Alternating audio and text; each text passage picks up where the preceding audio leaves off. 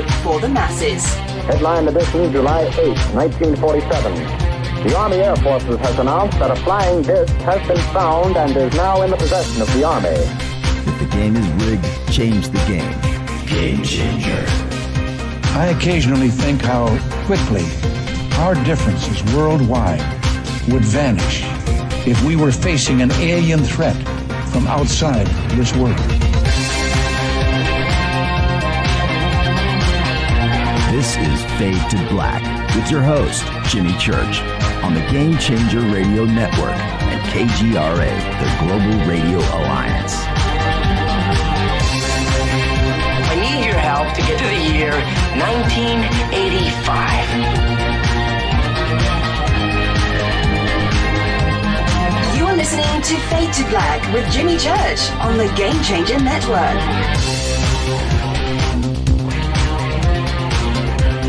Good evening. Yeah. Fade to Black. Bespoke radio for the masses. Yeah, man. How you doing? How you doing? Wednesday, November 17th, 2021.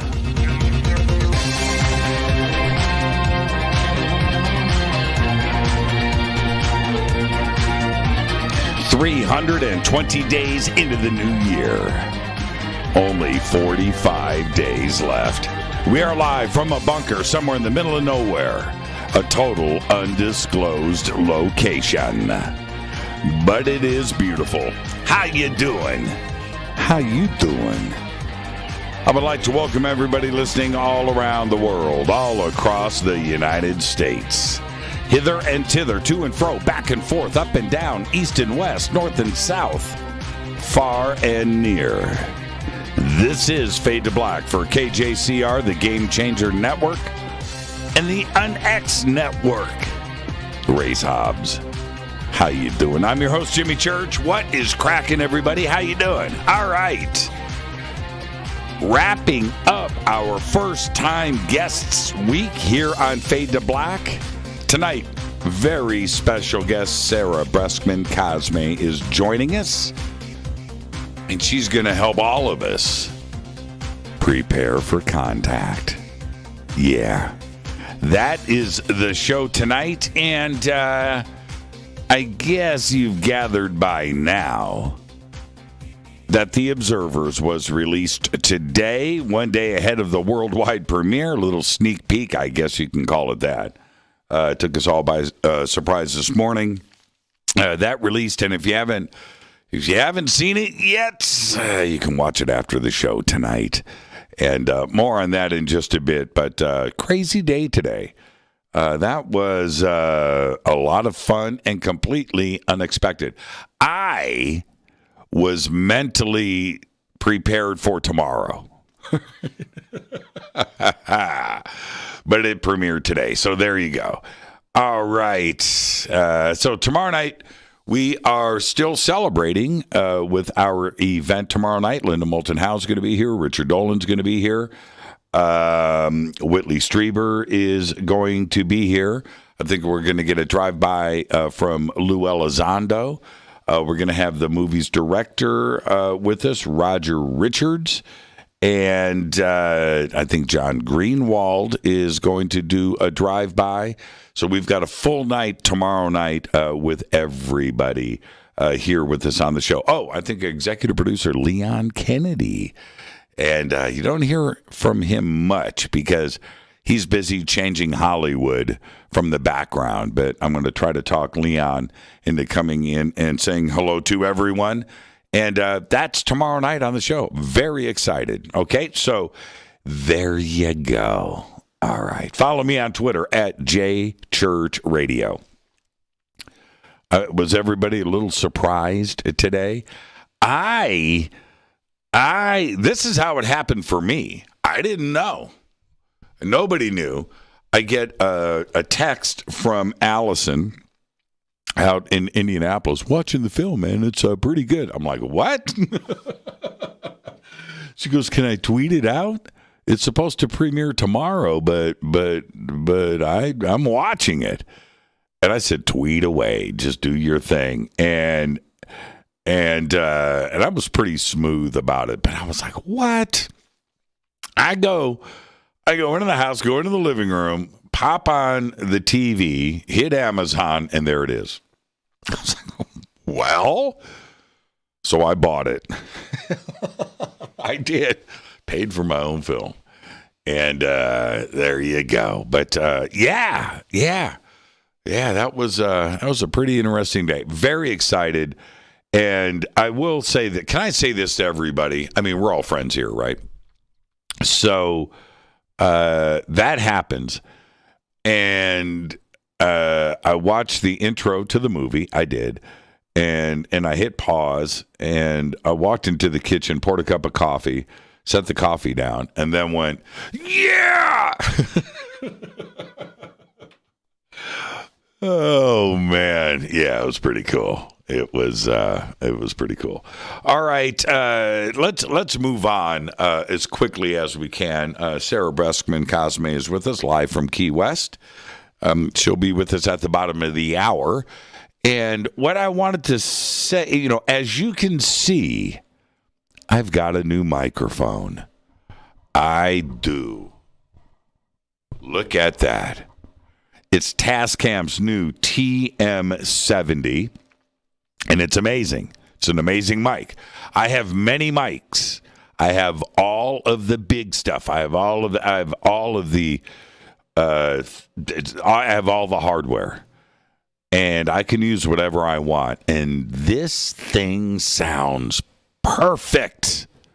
It's perfect. I love it. And I told the team over at Tascam a couple of years ago when I was, kind of looking around for the ultimate mic for me. And I just kept changing mics and was never completely happy going from Coast and coming back home. And I never dug the sound I had over at Coast, and they use, the industry standard stuff over there. And so I bought that, and I didn't like it, and I did this, and I told her, I said, you guys need to make a dynamic broadcast microphone. You have to. Seriously, I did. And here it is. Isn't that nice? Comes with a shock mount, too, as well. Love that. Love that. So thank you, Tascam. You guys delivered once again. This thing is $99 with a shock mount. Look at that, man. It's an amazing mic. Amazing. Tascam, I don't know how you do it, but thank you. The TM70. All right. And not really a product placement statement. It's that I'm on camera. You guys are used to seeing a certain thing up here, and all of a sudden there's something new like this, and you guys are like, well, what gives? What is that? Well, that's what's happening. This thing is amazing, man. Amazing. Yeah. I'm not saying you can sound like me with this, but you want to. So this is the mic. This is it, man. This is it. All right. Okay. To the breaking news. Crazy stuff. India's capital city, Delhi, is edging toward another lockdown. But this time, it isn't related to the pandemic. It's air pollution. The Delhi government closed schools and colleges indefinitely, implemented work from home, and halted any construction or demolition activities. All of this according to a notice filed by the Delhi Pollution Control Committee. According to the notice, air quality levels touched 471 on the scale this weekend in Delhi, beyond the safe limit of 100. Since then, a small percentage of pollution has disappeared, bringing the AQI index into the lower 400s. Holy crap. You should see the pictures too. Man, they got issues in Delhi. All right. Well, I'm not here to be an alarmist. That's not what I do here. But I do like a good conspiracy like this one. Several vials labeled smallpox have been found at a vaccine research facility in Pennsylvania. The U.S. Centers for Disease Control and Prevention announced yesterday. The frozen vials labeled smallpox were incidentally and accidentally discovered by a laboratory worker cleaning out a freezer in a facility that conducts vaccine research in Pennsylvania. CDC, its administration partners, and law enforcement are investigating the matter, and they said that the vial's contents appear intact. Smallpox was declared eradicated in 1980 by the World Health Organization after a concerted global vaccination effort. Before that, the virus, which passes very easily from person to person, infected 15 million people a year and killed about 30% of them. The last known outbreak in the United States was 1947. Yeah. There you go. I'm going to leave that right there. Let's get this show cracking. Happy birthday today, Martin Scorsese. Martin is 78 years old. Danny DeVito today is 76. And you think about the great, Danny, One Flew Over the Cuckoo's Nest. Think about how long ago that movie came out, right? 50 years. And that might have been his first film. Great film, right? Twins, great film. Cool. Taxi, the TV series, awesome stuff, right? That's not his best. Get Shorty. That's right. Rachel McAdams today is 43 years old.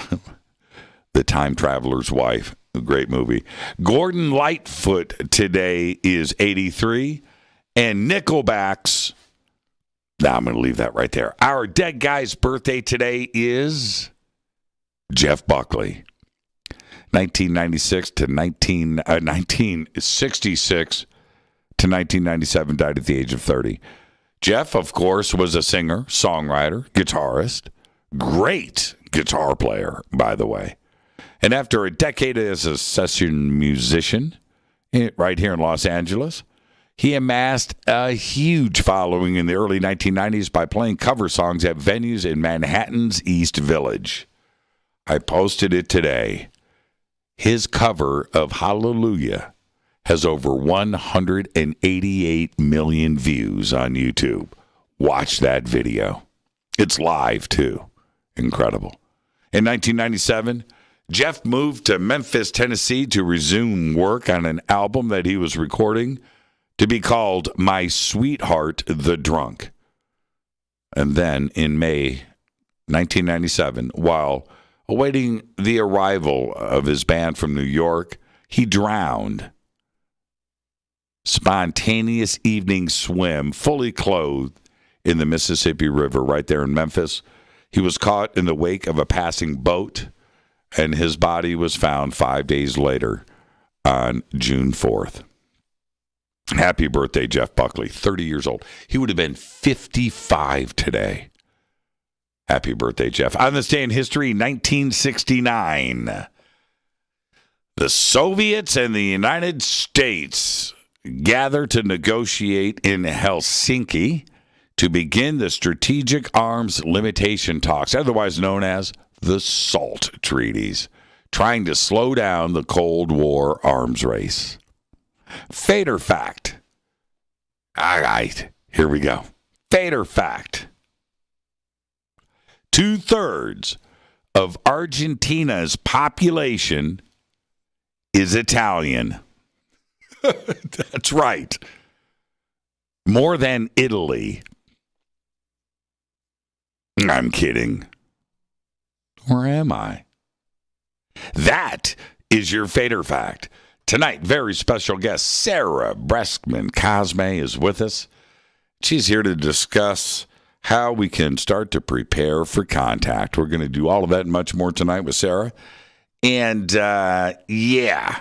Tomorrow night was supposed to be the world premiere of The Observers right here on Fade to Black, and we were going to celebrate and drink and smoke and have a good time. Well, it got upended today by Amazon and the other streaming platforms who decided, hey, everybody needs a sneak peek at this film. So they released it today instead of tomorrow, catching all of us by surprise. I mean, you should have heard the phone calls. What? Nobody knew. Nobody knew. Months of preparation, and given the date of November 18th, it was supposed to be November 11th. We were going to launch it on 11/11. Couldn't quite pull that off. We had too much work to do. So November 18th was the day. That's it. Well, man, sometimes things change. I'm going to get to some other stuff that I want to say about the film in just a second, but I have been doing the Hollywood game for a long time. Not only with the show, but other stuff over the years, and of course, I've done my share of TV shows and film and radio and broadcast and all that stuff. And I cannot, for the life of me, figure out network executives. I've given up, and it's really strange. And if you go, there's a few things you can do. You can read What Makes Sammy Run. Somebody post that book up, written in the 50s. You can read that. And even though that was written in the 50s, very close to what Hollywood is today. And you could watch the movie Swimming with Sharks, for instance, or Jiminy Glickman in Hollywood, a take on What Makes Sammy Run. You can watch that, or Entourage, right? And Ari Gold. I cannot, because all of those films are very close. I cannot figure them out. And so I have, I gave that up trying to figure out the process of Hollywood a very long time ago. And I'm a better person because of that decision, in that I'm never going to find out. And if anybody does find out, they will be a very successful individual, because nobody can. Nobody can. Network executives can't figure themselves out. Can't do it. Can't. The whole culture. It's bizarre. And in a strange way, it's fun, but it is everything that you think it is. It's crazy town. And here I am. I'm the producer on The Observers, and a producer on The Observers. So I'm here to tell you, man, somebody on the inside, that is a crazy business. Okay. All right. And you would think, right, that the director, the producer, the executive producers on the film would be given the heads up. Nope. It's crazy, man. Crazy. Absolutely hilarious. All right. River Moon Coffee, rivermoonwellness.com. The links. Man, this mic is insane. This microphone. It's crazy. It sounds like my own voice. And not saying that the other stuff don't. They do, kind of. But this, man, this thing sounds great. I can do that. I can speak into this microphone for the rest of my career. That's it right there, however long it lasts. Especially after that comment about Hollywood executives. And, yeah. Okay. All right. Rivermoonwellness.com. Rivermoon. Fade to Black blend. Man, this microphone. What's up with this thing? Sound good to you guys? You guys, is it just me? Love it, man. Love it. I had a couple of windscreens here in the studio, and this one it was like, wow. Okay, here we go. All right. I've got something to say. Went and saw these petroglyphs over the weekend on Sunday night. I've been talking about it quite a bit because that's a game-changing thing. It was incredible, and I can't wait to go back, and we are going back, and now that we have a little bit of knowledge about what is there and how to prepare for it, we're going to go and check out the rest of the stuff there. Okay, so more on that later. But when a flickering torch is held up to the Lascaux cave paintings in France, they move. That's right. This has led me to theorize that they were intentionally designed to create this effect. Now think about my words. That would make the Lascaux cave paintings the first films. Real moving pictures. And I'm not talking about Rush's last great album. No, I'm not talking about that. But in a way, I am.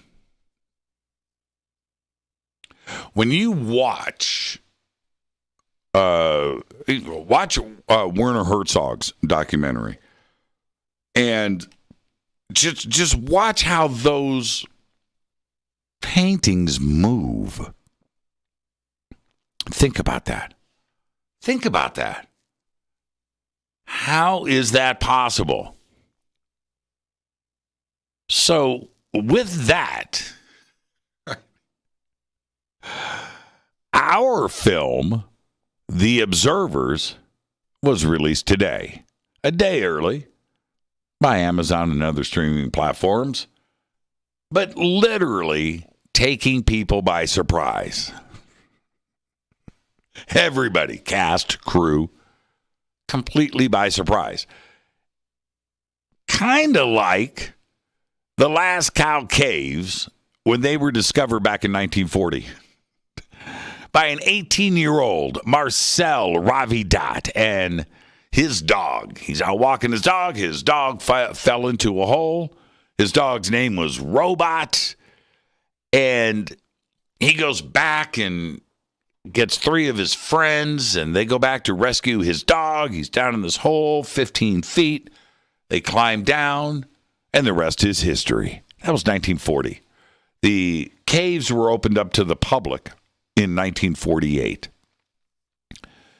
The impact of those caves and the knowledge of the age of the caves and looking at the artwork on the inside of those caves, knowing that, tens of thousands of years ago, completely plural, that cavemen and women knew about fine art. Now, this is incredible to me because you go and you look at the effect of these weren't stick figures. These weren't crude symbols or scratches on a wall.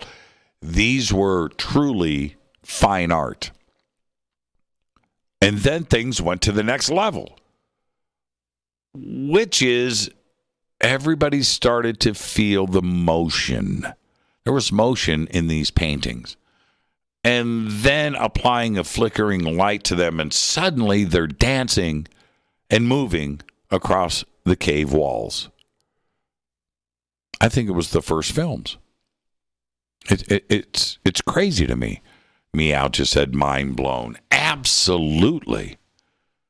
So, anyway, the effect that Lascaux had on the world, knowing that the mind of ancient man could create that so long ago. Obviously, not a crude mind, not an undeveloped mind, but an advanced mind.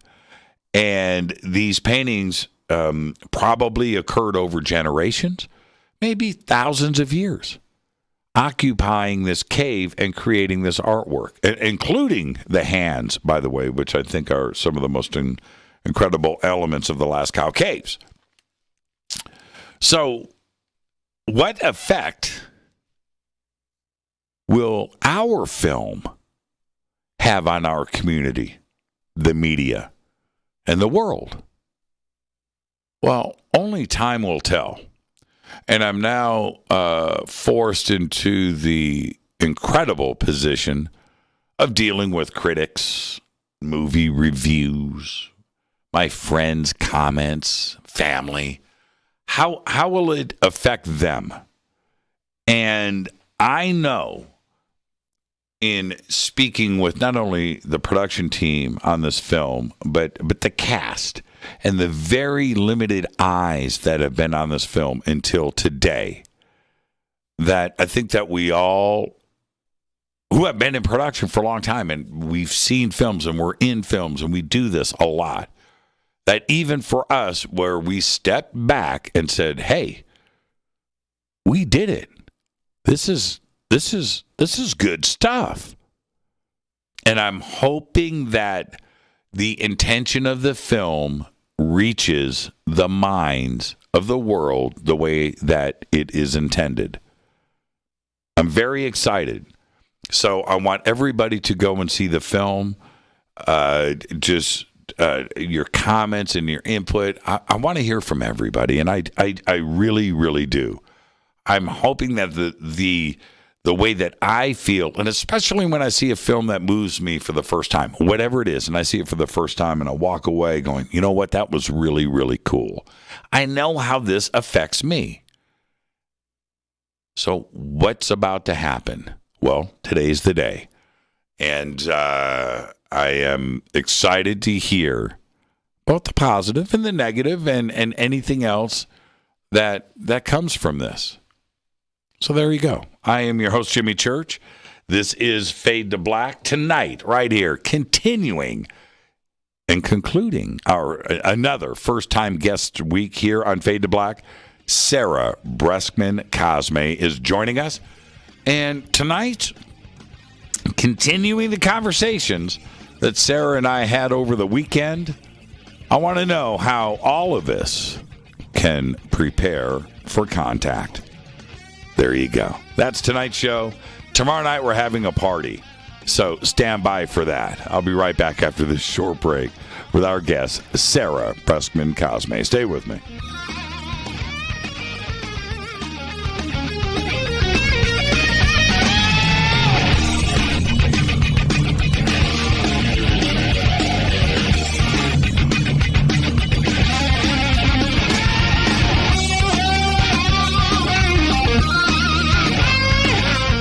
This is Nicole Church, daughter of you-know-who, and you're listening to Fade to Black on JimmyChurchRadio.com and the Game Changer Network. You're listening to Jimmy Church and Fade to Black on the X.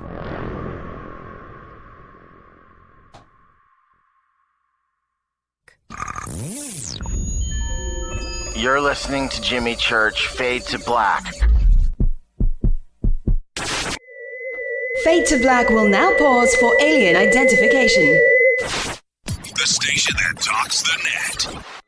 Introducing the Game Changer blend from River Moon Coffee that delivers a customized blend made specifically for the Fadernauts. If the game is rigged, change the game. It's a bolder cup with some bite. Game Changer is the coffee of choice for those that prefer an organic dark roast that is slightly lighter and milder, but it's still dark. With wild notes of pecans and chocolate with a rich, balanced, full-bodied cup that is roasted to perfection for a great coffee to start your day, as an after-dinner coffee or anywhere in between. Artisan, small batch roasted to perfection. USDA certified organic, all River Moon coffee is freshly roasted and packaged in the USA. Just go to rivermooncoffee.com or click on the banners over on our site and use the promo code F2B Blend for 15% off of your order today.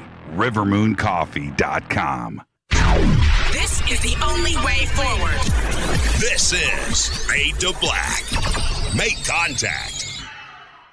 This is Jimmy Church of Fade to Black, and you can get our podcast for just $2 per month. All you have to do is click on the podcast banner over at jimmychurchradio.com. Hi, folks. It's troubling times, and fear is pushing emotions, which in turn pushes health the wrong direction. Do you ever get an ache because life is uneasy? Try Life Change Tea at wtih.com. Life Change Tea works on your digestive tract, helping to move food through quicker and comfortably so your health is spot on. Life Change Tea may not help with world issues, but it will help with your digestive issues.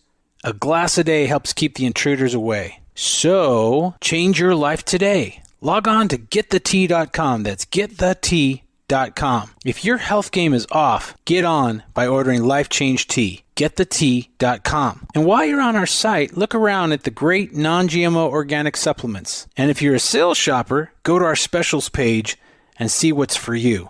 I've been drinking the tea for 12 years, and I'm sure glad for its health benefits. Again, that's getthetea.com. Getthetea.com. The tea that makes you go. The new KUNXDB, the UNX Network, bringing you the best in paranormal programming in premium high-definition streaming audio and video. Log on to the network at unxnetwork.com and check out the growing lineup of programs, including Jimmy Church, Whitley Strieber, Micah Hanks, and many more. Sign up for the free UNX newsletter, follow the UNX blog, or pick up the latest edition of the UNX magazine. Be sure to follow us on Facebook and Twitter. So check us out at unxnetwork.com. Tap the show page and the calendar so you never miss your favorite live shows and podcasts. We are your portal for all things paranormal. The X, explaining the unexplained. 9 out of 10 geneticists agree. Fade to Black is not your father's radio show on the Game Changer Radio Network. Hi, this is Rob Reiner from Anvil, and you're listening to JimmyChurchRadio.com. What's up? I'm Chris. What up? This is Kyle Massey, and you're listening to Jimmy Church Radio.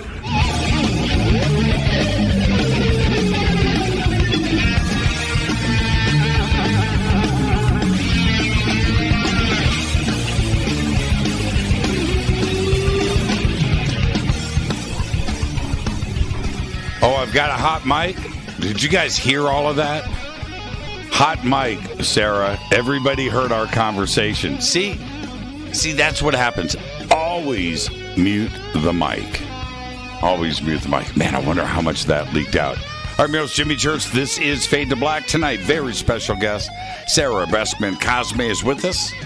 It's going to be a very broad and comprehensive conversation, but I'd like to frame it around how we can prepare for contact. Tomorrow night was supposed to be the world premiere of The Observers. Well, that happened today. Thank you, Amazon. They had to jump the shark, but we're still having a party tomorrow night, so stay tuned for all of that.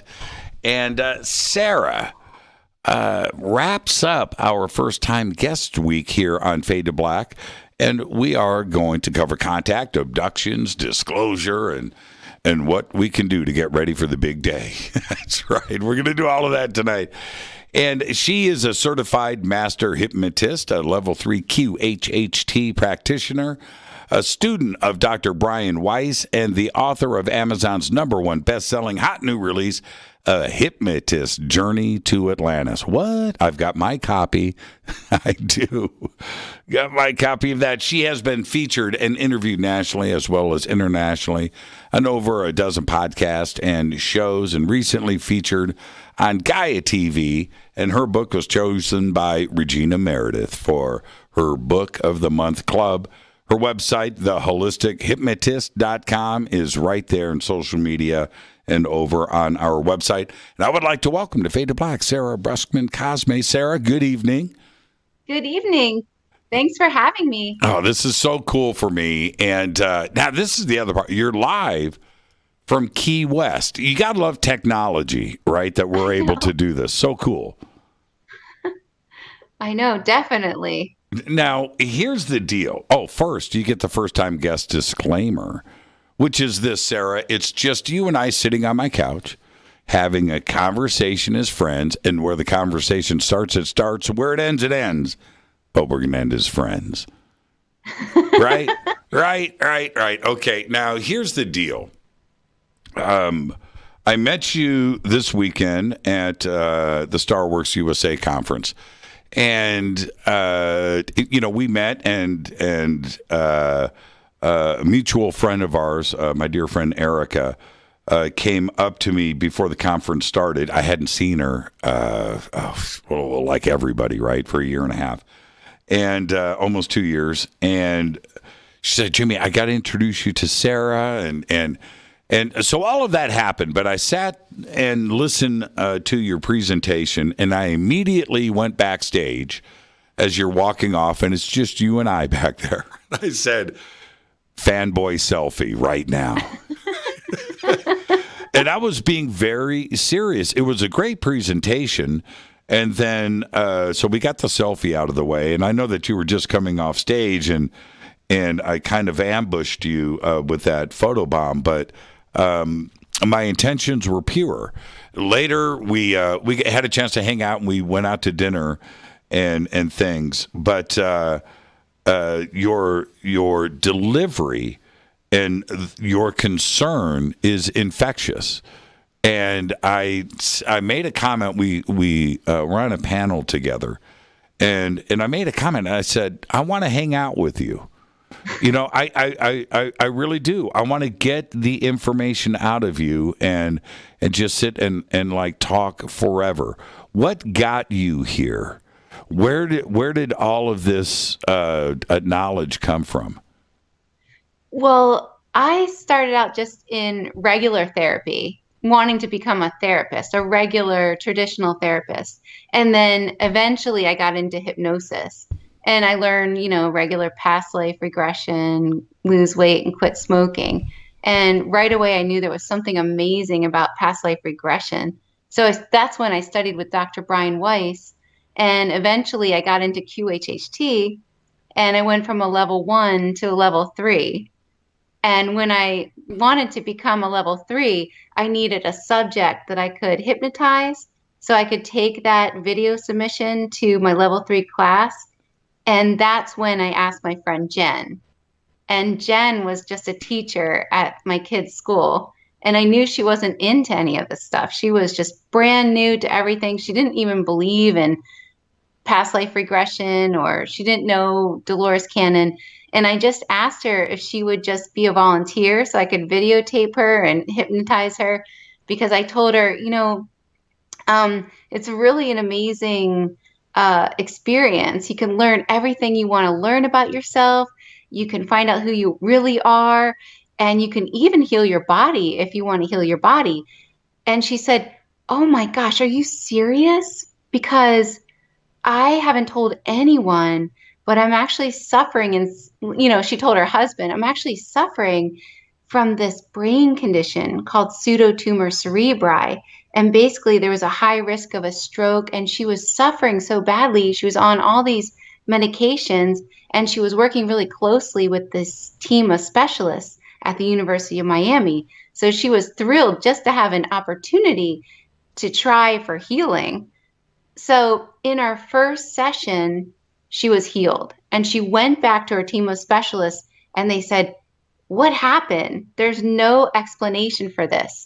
But the reason why she was healed was the tumor was actually had a purpose. It was supposed to get her and I to work together. And when we worked together the first time, we uncovered so much information, and her higher self told us that this was our purpose. We needed to uncover all this information and share it with the world, because it was so important for the world to understand now. Now, that's a great story. But there's always a but, right? What's her first name? Jen. Okay, Jen. Okay. She's not one of us. Well, she wasn't before. Right. She wasn't before. Right, yeah. Right. She's not one of us. And what? That's a paradigm shift, right? Yeah. That is crazy town for Jen. Oh my gosh, because I asked her if she believed in aliens and she said no. Right. Boy, did that rock her world. And so, how is Jen doing today? She's good.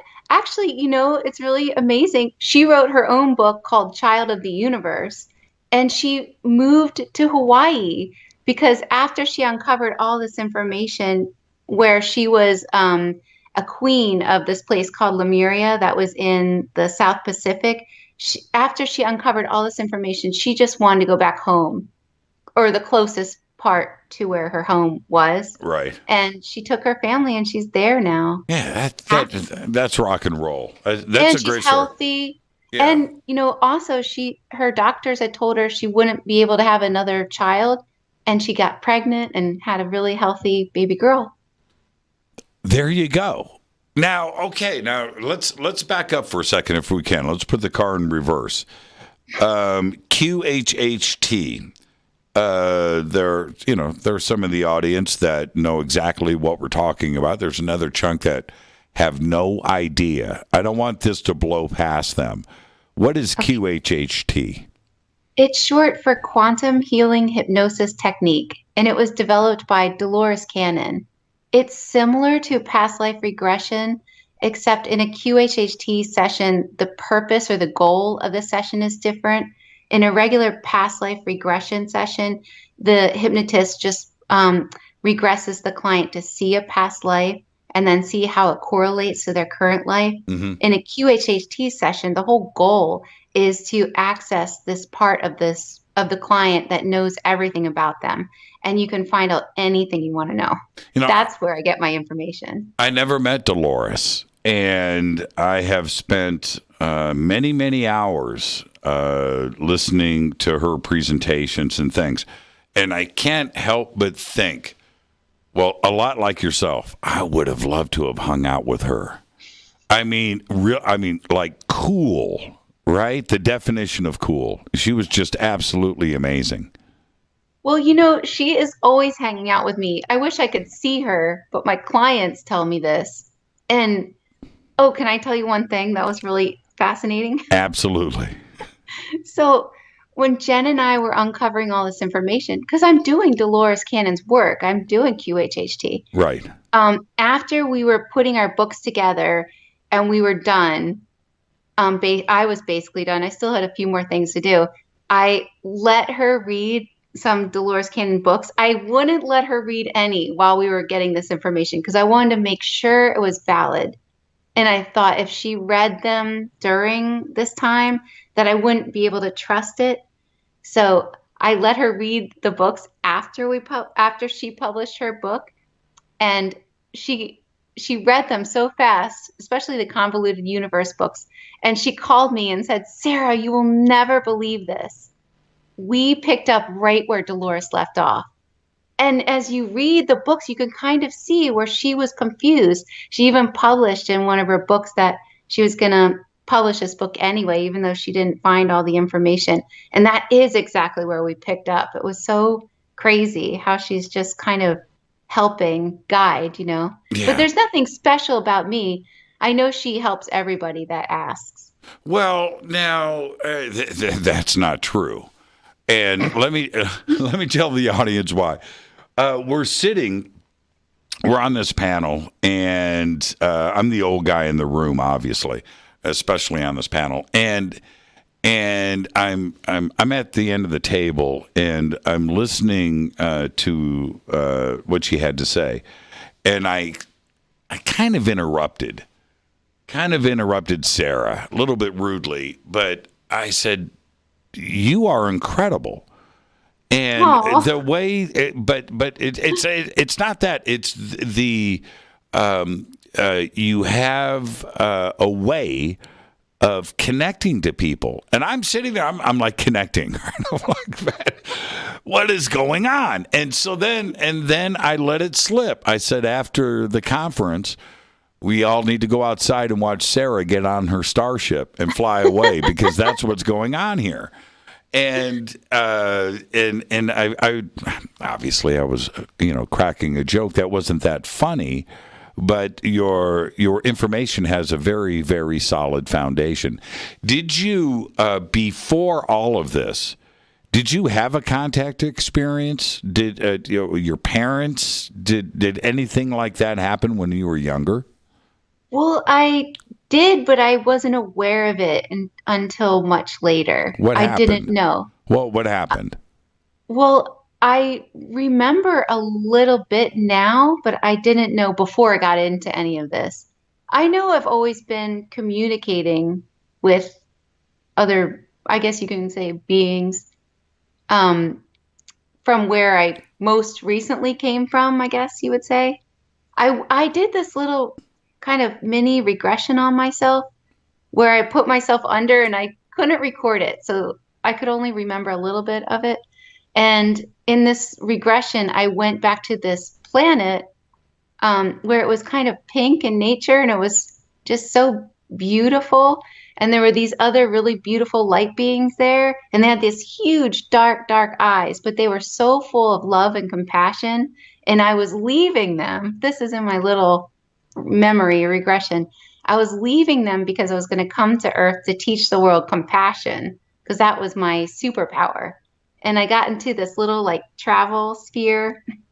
And then that was all I remember. But I kind of get a sense that I've always been communicating with that family, so to speak. Okay.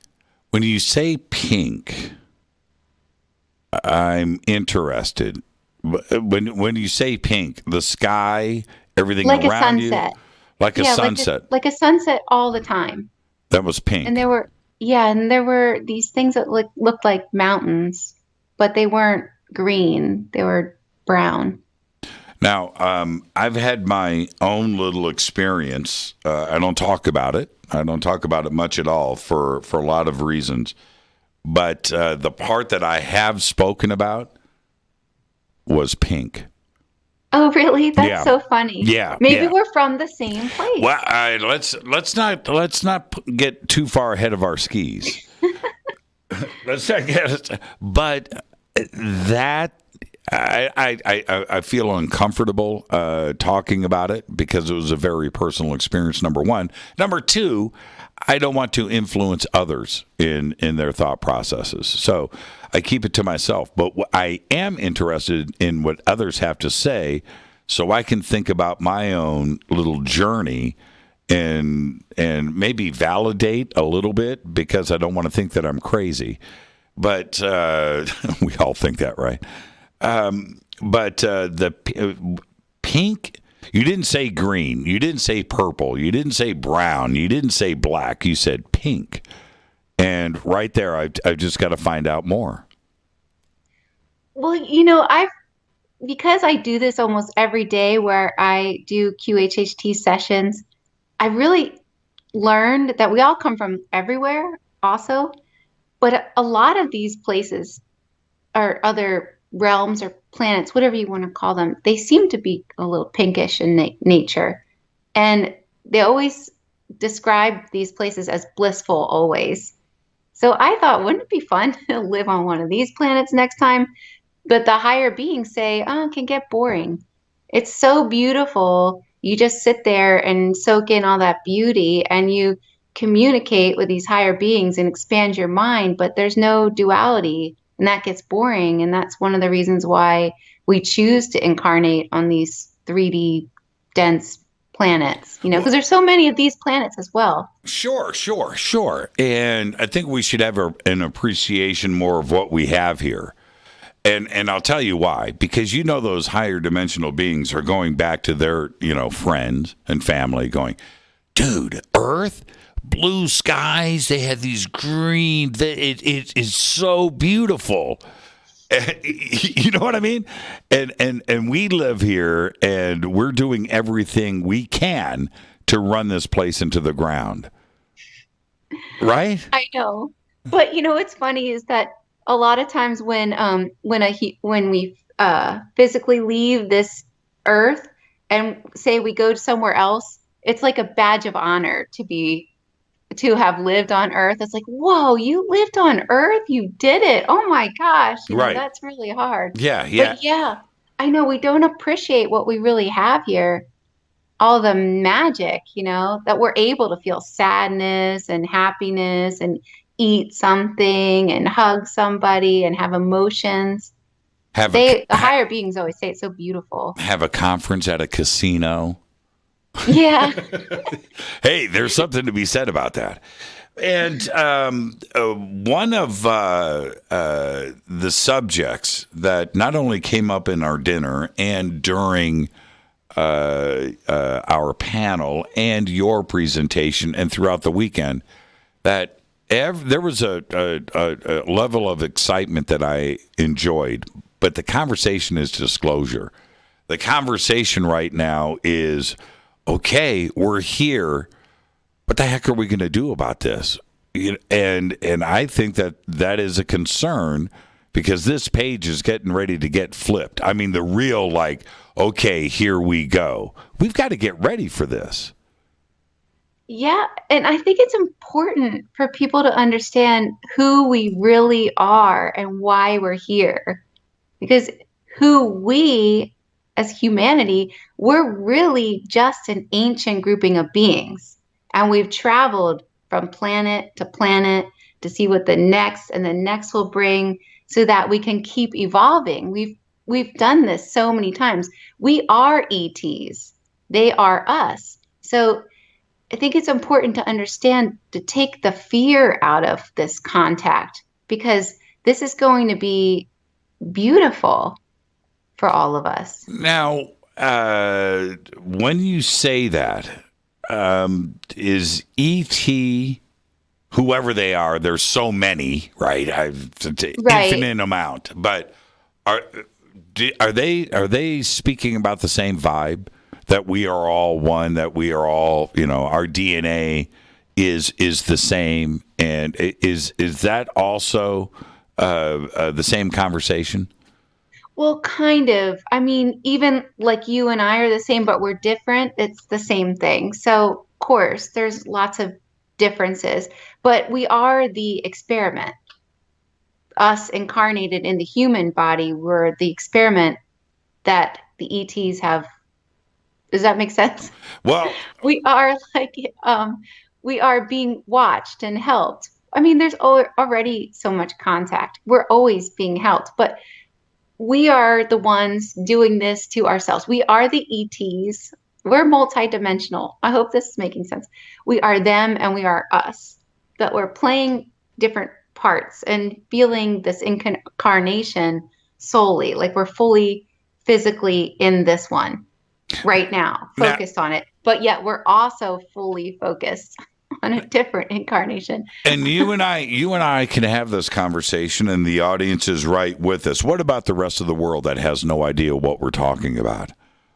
See, that's why I feel like it's so important, because they need to understand there isn't anything to worry about. I know that there's a bunch of other QHHT practitioners, because I talk to them as well, and they get the same messages. There is nothing to worry about. Everything has a divine purpose, and the ETs are us. They are helping us. They're here to help us. So to take the fear out of it, it's not something so different than us. They're our ancestors, basically. Yeah, sure. And then we have this conflict, this collision of the minds, where the media and, of course, Washington, D.C., they're constantly putting the fear stamp and the concern on this contact that is happening right now. And they're constantly playing the fear card. Right. Why is this happening? I think they really don't want this to happen. They don't want us to know that we've been so lied to. I mean, people have lost their lives over it, over knowing some truths. I mean, the powers don't want this information to get out. And if they can create enough fear, possibly we will continue to keep blocking it, because I believe that's what's blocking our full disclosure, is the fear. Don't you think that it is about time that the governments of the world, when it comes to disclosure, that they just rip the Band-Aid off? I mean, sometimes you just got to rip the Band-Aid off. You got to it's going to sting. right, for a minute, but then you move on and you deal with whatever happens after. Aren't we at that point? Just rip the Band-Aid off. It's not going to be fun. It's not. They've painted themselves into a corner, but let's just rip that sucker off and see what happens. I really don't think they're going to do that, because I think people will be so mad when they find out that there really is technology that could clean up our oceans. You know, we have this technology that we can create our own spaceships, basically. We have so much technology that's been given to... Am I allowed to say whatever I want on this show? You just let it hang out in the breeze. Let's go. That's been given to the government, you know, and has been hidden from us. But also, I think if the government just rips off the Band-Aid and says, okay, you know, ETs are real, that there's going to be so much fear, because there's already been a propaganda to spread this fear through like movies and TV to create that bubble of fear when it comes to ETs, which is so false. Well, so when we come back after the break, let's talk about some of these steps that we can take. We just released a movie, as you know, that premiered today. And I think that all of these things, you know, film, television, this program, conferences, will all help, right? We need this a multi-pronged, you know, we need more streams, you know, as much as we can get out there, and every little bit helps. And we will continue this after this short break. Our guest tonight, Sarah Breskman Cosme, live from Key West, one of my favorite places.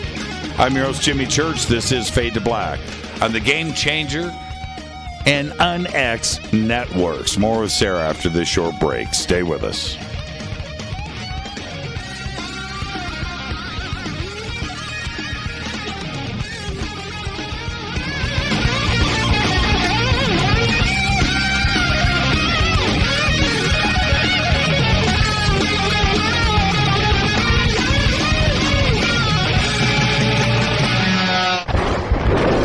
This is Fade to Black with Jimmy Church on the Game Changer Radio Network.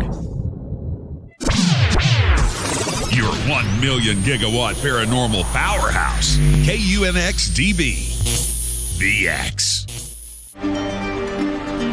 This is Billy Carson with ForbiddenKnowledge.tv. Forbidden Knowledge TV has just reached its 1-year anniversary. That's right, 1 year. And as a show of appreciation, we are giving all new subscribers a free 30-day trial of ForbiddenKnowledge.tv. That's 30 days to binge watch thousands of movies, documentaries, conferences, workshops, lectures, yoga classes, meditation courses, and so much more. So log on to ForbiddenKnowledge.tv from your computer or mobile device, or get the Forbidden Knowledge TV app on Apple TV, Roku, Amazon, iTunes, or Google Play today, and use coupon code 30daysfree. That's coupon code 30 days free on ForbiddenKnowledge.tv today. Because you never got that pony you always wanted. Damn it. Jimmy Church and Fade to Black on the Game Changer Network. Listen, I know, and you know, that you've always wanted your first crystal skull. Or maybe you're a collector just like me, but you just don't know where to go to find the real thing. Then I met Carolyn Ford over at EinsteinTheCrystalSkull.com. Carolyn is the guardian of Einstein, one of the most respected ancient crystal skulls in the world. All of her unique skulls have been imprinted sitting with Einstein in his sacred lodge and are carved from the finest gemstone and materials. Imprinting is the process of receiving the ancient wisdom from the master skull or master computer, Einstein, the ancient crystal skull. To see Carolyn's current collection of crystal skulls, just visit her store at EinsteinTheCrystalSkull.com or click on the banner over on our site. Don't forget to use the promo code Jimmy at checkout to receive 10% off of your order today. That's promo code Jimmy. Finding your first or next crystal skull is easy. Just visit EinsteinTheCrystalSkull.com. When you take the beans from Central America with dashes of Indonesian and African mixed in and then roast it to the dark side of Fade to Black, you create the ultimate brew of fringe. Introducing the Fade to Black blend from Rivermoon Coffee. Yes, Rivermoon's darkest customized roast was created for the love of Fade to Black. The alchemy of masterful roasting and smoking the beans is in every sip of this full-bodied, dark Java. I need my coffee dark, deep, with distinct bittersweet chocolate highlights, just like the bunker. Leaning further into the darkness of the roast is Fade to Black blend from Rivermoon Coffee. Just click on the banner at jimmychurchradio.com and use the promo code F2B blend for 15% off of your order today. Hello, I'm Katie, and you're listening to my main man, Jimmy Church, on jimmychurchradio.com. Hi, this is Ray Hobbs here, repping the planet, and you're listening to my good friend, Jimmy Church, Fade to Black. This is Toby Kebbell. You're listening to jimmychurchradio.com. Don't hurt me, Jimmy. I'm only little. Hey, I'm Adrian Grenier. And this is Ari Gold. We're the Honey Brothers. We are also Honey Brothers. Hey, I'm Adrian Grenier. And I'm Ari Gold. We're the Honey Brothers. And you're listening to Jimmy Church. The Revolution. This is Jimmy Church of Fade to Black, and you can become an official Fadernaut by just going to our membership section at jimmychurchradio.com. Hello, this is Serena Wright Taylor from Conscious Life Expo, and you're listening to Fade to Black with Jimmy Church, who holds the Lucky Pony record for the best astrological chart since 1963. True story. This is Micah Hanks of the Gralien Report, and you're listening to Jimmy Church on Fade to Black.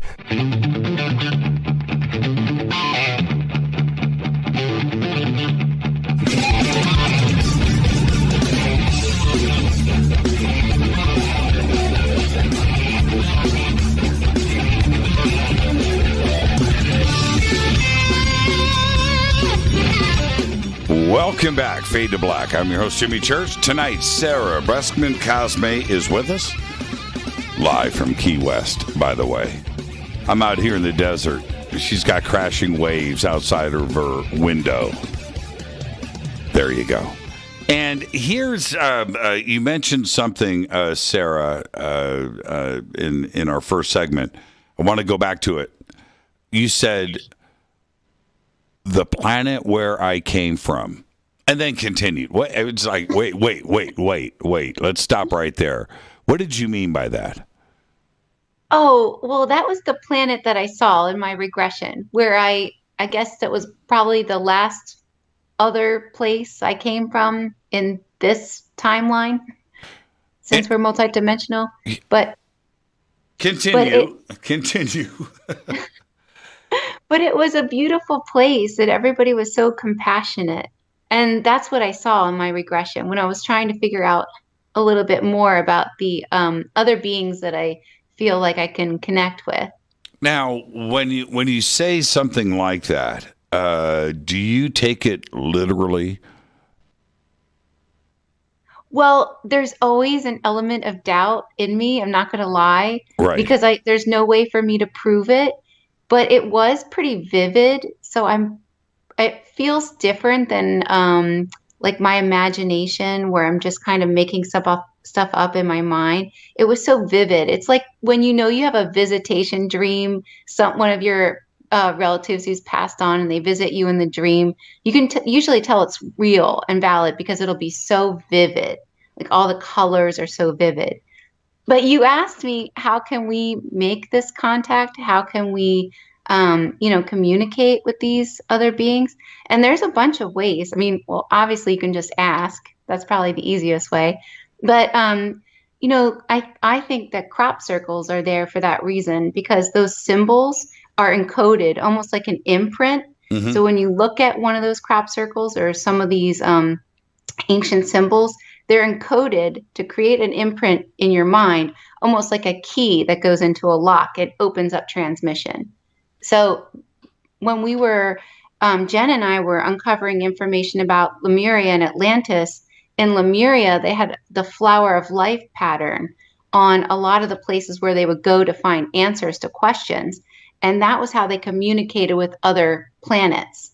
They would stare at the flower of life pattern, and just like crop circles, it creates an imprint and opens up a route of transmission so that you can ask questions and communicate with other planets. Yeah, when I see images like that, and especially like this weekend when we went and look at the petroglyphs that were right outside of our hotel, by the way, it was just an incredible experience. And just like you're saying, when you look at them, I don't understand, but I can tell, I can feel a story. There is something there that is trying to talk to me or get a message out. Not to me, I mean to everybody, but there is something there and I can feel it. I can't decode it. You know, I'm not that smart, but I can tell that there is something there. I just don't know what it is necessarily. And that's the magical part about it.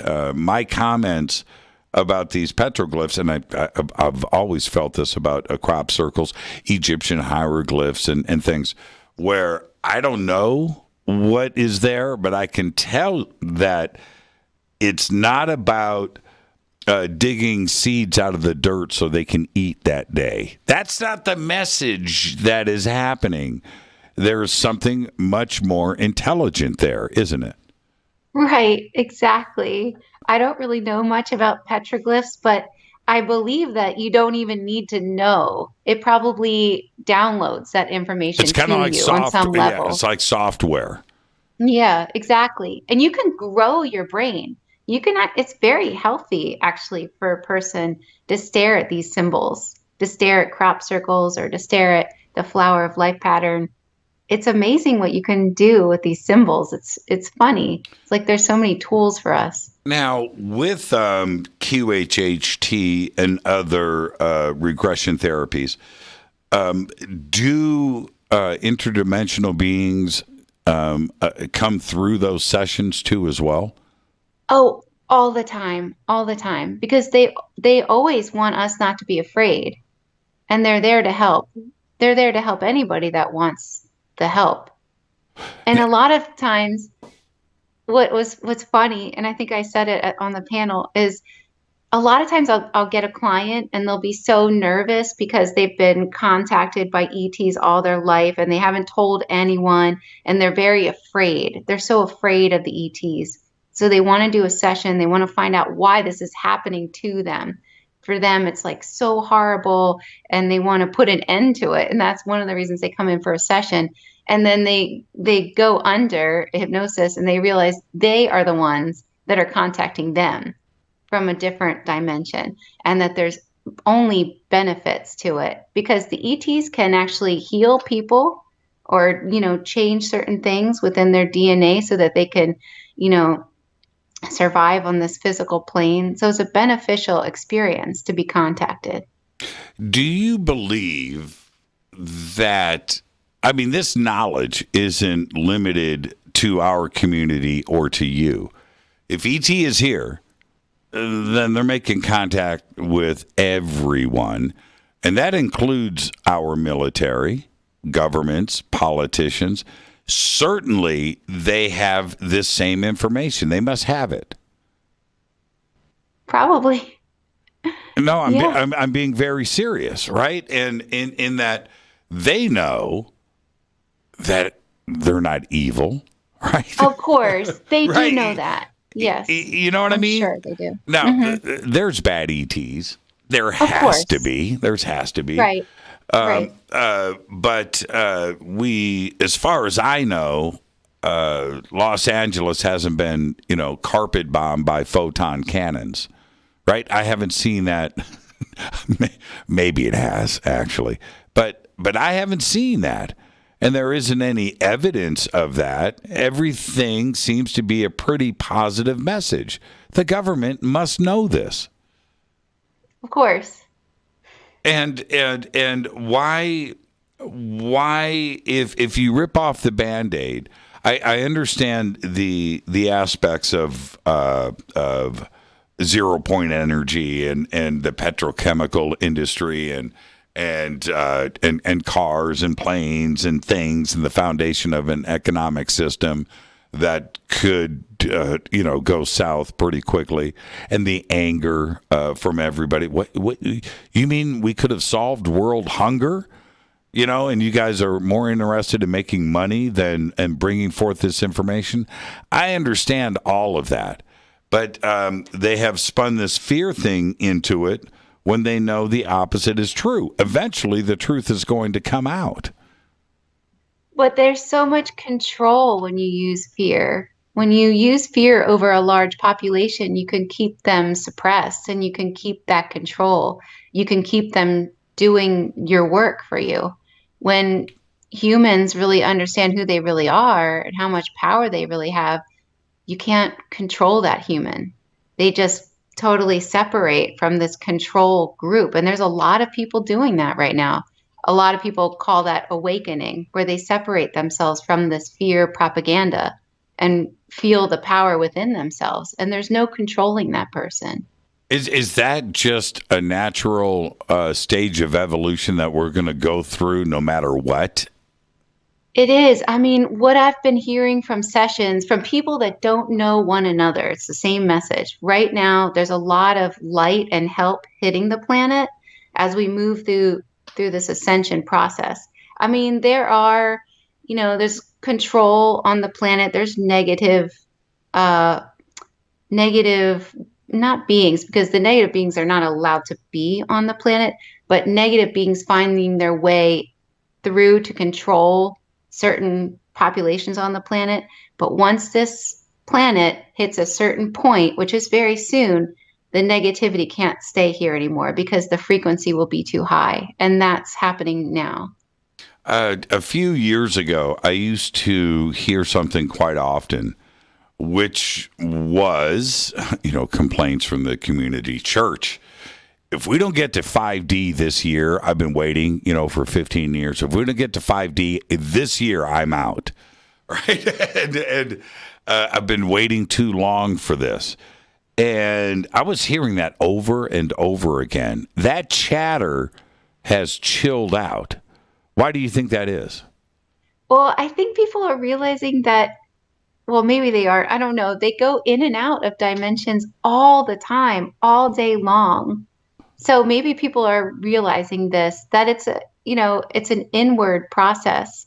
It's when you really see who you really are and awaken and evolve yourself. You can really move into that, state of mind, that dimension, or whatever you want to call it. But we do this all day, every day, all the time. Like, have you ever gone into your kitchen, put your keys down in one spot, come back and they're in a different spot, and you think, wait a minute. That's because you just moved in and out of two different dimensions. It happens all the time, all day long. I thought that was, I hadn't had my second cup of coffee yet. Do you ever, and I say this in the kindest of ways, do you ever not smile? Yeah, all the time. I've been around you now for almost a week. You have not stopped smiling. Well, if you did what I do, if you were a QHHT practitioner where you hear these messages all the time, every day, you would also feel like there isn't anything to worry about, that everything has a divine purpose. So what am I going to frown about? But I am pretty mad in the morning. Like, people better stay away from me. Is that right? Okay, second cup of coffee. So, because you have not stopped smiling in this entire, it's now she's embarrassed, but it shows. It truly shows. Now, let's talk about some sessions. When somebody first contacts you, what are their concerns? Why do they reach out to Sarah? Well, most people come for health issues. Maybe they have some sort of pain or discomfort in their body, and they usually come for a session for that. Even cancer, because healing is so easy in a QHHT session, because the body is just a messenger. So it's literally trying to help us. It's not against us in any way. And once the message is understood, it can instantly be released and healed easily. So say all your life you've had this, problem with your eyes. Your eyesight's always been blurry, for instance. And you come in for a session and the higher self will tell the client exactly what is going on, what the root cause of this blurriness is, what they need to understand about it. And once that message is heard, it can be healed. It's really easy. And sometimes a person will have an issue, like a physical issue, because it's a message to tell them that they're on the wrong path and they need to do something differently. I mean, it's always a message. Hopefully someday we'll understand really what our body is doing when it's communicating with us, because it's actually quite easy. And it's what we're really supposed to do with pain and issues in our body. We're supposed to focus on it and go into it and find out the message. And the body is so literal. Like, it'll literally talk to us in a fashion that's so literal. Like, for instance, the eyes are usually something you don't want to see. The ears, something you don't want to hear, or something you did hear that you didn't like. A lot of times, like a husband and wife will come in and one of them has a hearing problem because they didn't want to hear what the other person had to say because they were a jerk or something. But the body is so literal in the way it communicates with us, and we're supposed to understand what it's saying. And that's why a lot of people come in. Some people come in just because they're curious about who they are or what's going on in the world. People come in for all different reasons. And do they, it always comes down to ET, right? When they're coming to you, do they have an understanding of contact and disclosure, or is that something that is introduced to them later? Oh my gosh. Sometimes I cannot even believe the stuff that their higher self tells them. Like, just a couple months ago, I had this woman come. She didn't even know anything about anything. She was a grandmother of 6 and she just wanted to heal her allergies. And her higher self shows her this past lifetime on a different planet, shows her how much of an alien she is. And all I could do was just like, oh my gosh, I can't believe you're showing this client that, because I knew that was going to be a big stretch for her. But they said to her, when I say they, I mean her higher self said to her, oh, she doesn't have any more time to waste. She's got to learn this now. She's got to really feel and see who she really is. It's important, that she becomes this person and follows her purpose. So they went all out and showed her everything. But yeah, no, a lot of people don't have that awareness or know anything about this before they come in. And what I see is that they don't know each other either. So how come their information is so similar? And this grandmother, what was the follow-up conversation like? I mean, is she suddenly, watching Ancient Aliens and joining the Giorgio Tsoukalos fan club and wearing a Giorgio T-shirt? She was really surprised when she came out of the session. She said, I didn't think it was going to go like that because, it was a stretch for her just talking about past lives. So, here she goes and sees this other planet and that, she's here in a physical body, but she's never really been on Earth before, as a human before. She's always been on these other planets doing all this kind of work with technology, building all kinds of spaceships and stuff. So it was really. I mean, I love that. I love that. I would have loved to have been a fly on the wall. But here's the deal: you had to go through the same thing.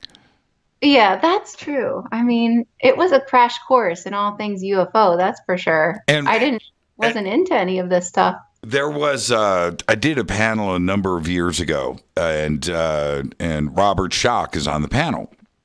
And I had Graham Hancock, Robert Bivall. It was an incredible panel.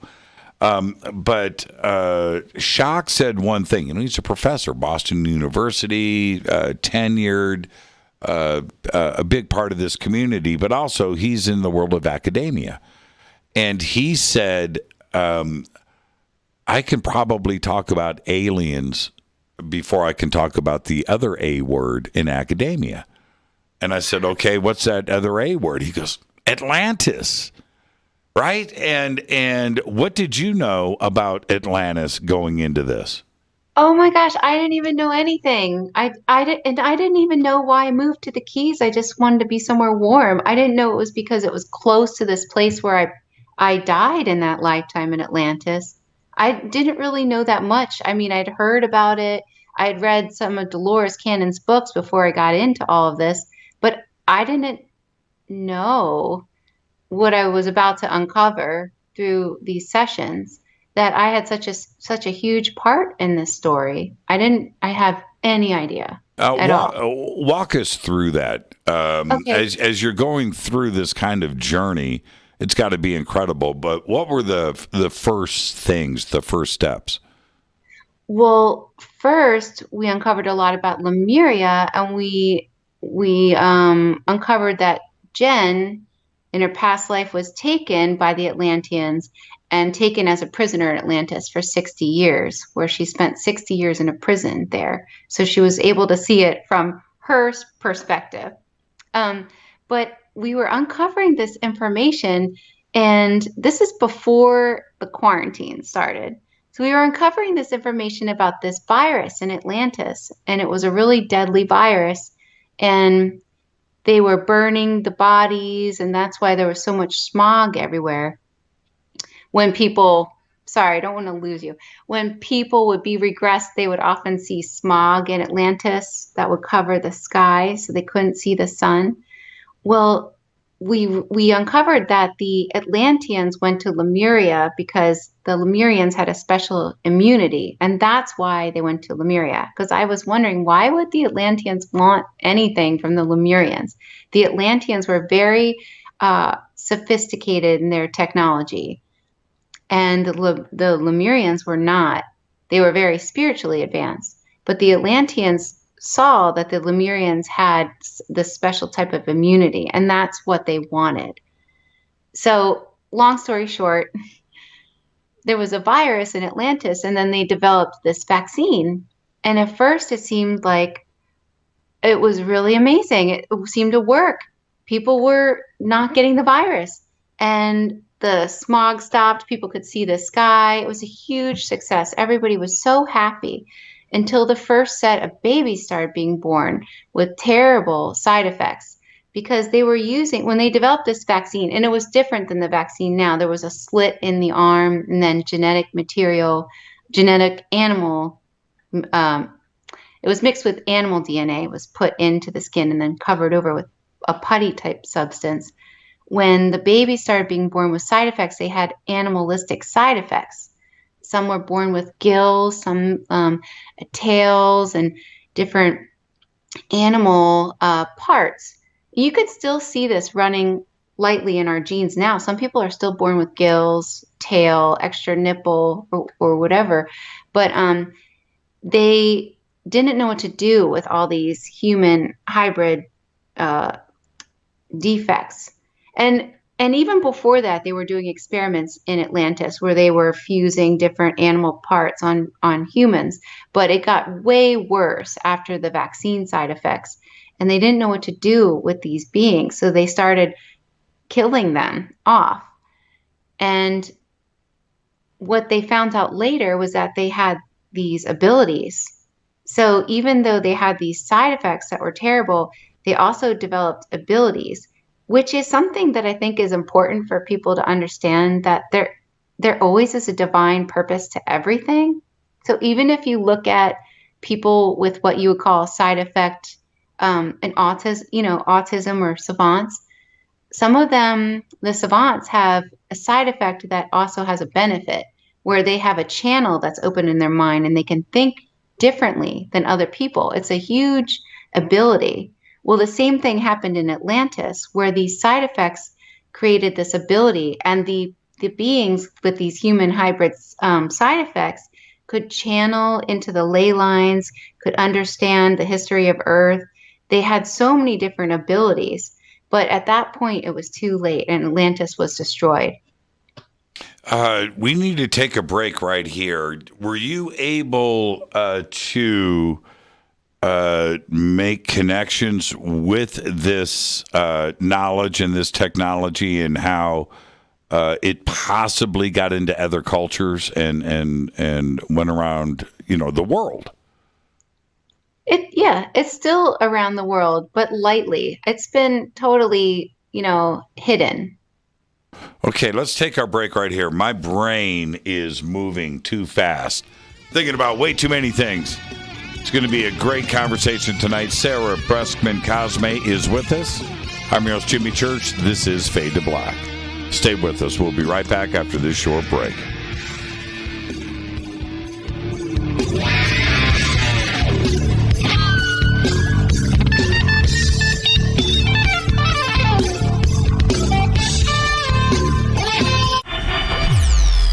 You're listening to Jimmy Church and Fade to Black on the X.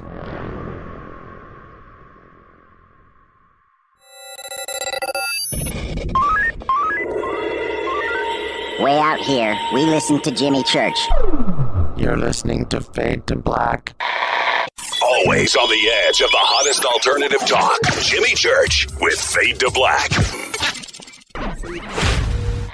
¿Qué tal, mis amigos? Yo soy Mario Carson, el tiburón, y los invito para que escuchen a mi buen amigo Jimmy Church Radio. ¡Claro que sí! The new KUNXDB, the UNX Network, bringing you the best in paranormal programming in premium high-definition streaming audio and video. Log on to the network at unxnetwork.com and check out the growing lineup of programs, including Jimmy Church, Whitley Strieber, Micah Hanks, and many more. Sign up for the free UNX newsletter, follow the UNX blog, or pick up the latest edition of the UNX magazine. Be sure to follow us on Facebook and Twitter. So check us out at unxnetwork.com. Tap the show page and the calendar so you never miss your favorite live shows and podcasts. We are your portal for all things paranormal. The X, explaining the unexplained. Badernauts. When you think about the future of our country and where we're headed, do you wonder about the food supply? I do. Disruptions in the food supply chain could be disastrous, and they usually occur with little warning. That's why the smartest thing you can do today is to stockpile emergency food, water, and other essentials. I personally recommend My Patriot Supply. They're the nation's largest emergency preparedness company, serving millions of customers for more than a decade. In fact, they're the only source my family trusts for our preparedness plan. You should too. Right now, save 20% off a full 4-week supply of delicious meals that provide 2,000 calories a day. Saving 20% helps too, doesn't it? Especially now. So go to preparewithjimmy.com and get ready. That's preparewithjimmy.com. There's no time to lose. Do it now. Badernauts. When you think about the future of our country and where we're headed, do you wonder about the food supply? I do. Disruptions in the food supply chain could be disastrous, and they usually occur with little warning. That's why the smartest thing you can do today is to stockpile emergency food, water, and other essentials. I personally recommend My Patriot Supply. They're the nation's largest emergency preparedness company, serving millions of customers for more than a decade. In fact, they're the only source my family trusts for our preparedness plan. You should too. Right now, save 20% off a full 4-week supply of delicious meals that provide 2,000 calories a day. Saving 20% helps too, doesn't it? Especially now. So go to preparewithjimmy.com and get ready. That's preparewithjimmy.com. There's no time to lose. Do it now. So, you love talk radio? Then you'll love TalkStreamLive.com. TalkStream Live is always on, 24/7 with the best streaming talk shows. Find your favorite talkers and discover some new ones. It's free, readily available online or on mobile with any smartphone or tablet. Finding your favorite talk shows all in one place has gotten a whole lot easier. Just go to TalkStreamLive.com. Be sure to download the free apps from Google Play or the iTunes App Store. You listen to us, and we listen to you. And so does the CIA. You are listening to Fade to Black with Jimmy Church on the Game Changer Network. Oi, oi, I'm Reese Evans. You're listening to Jimmy Church. This is Revolution. The revolution will not be televised. The revolution is on radio. Ciao.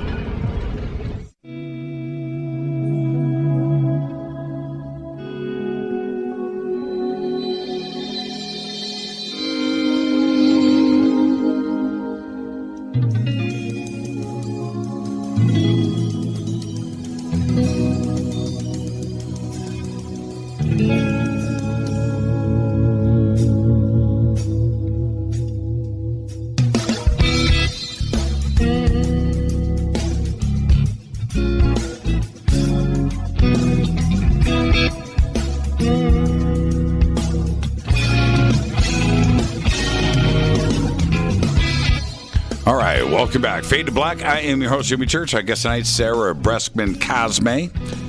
And what a great conversation tonight. This is her new book, A Hypnotist's Journey to Atlantis. I'm holding it up to the camera right there. And by the way, no book is complete without that. That's what I'm talking about. And I was so happy. Came back and this was waiting for me. And I was like, oh, yeah. Minutes after the fanboy selfie, by the way. Right? So let's stay right here for a second. This journey that was totally unexpected with Jen, and this starts to reveal itself. You're also speaking to other clients and going through sessions. And the next thing you know, you're starting to connect the dots, and that everybody's dots have a line between them and are connected. What goes through your mind when you start to make this discovery? Well, I thought it was a coincidence at first. I thought all these people were coming to me talking about the same lifetimes in Atlantis and Lemuria, or, regressing to a UFO crash just by coincidence. I thought all practitioners had this happen to them. But then I started to realize, oh my gosh, I'm supposed to share this information. And then that started coming through clients, that I needed to share this information because it was so important. But people don't really need to do anything to heal these traumas from these lifetimes.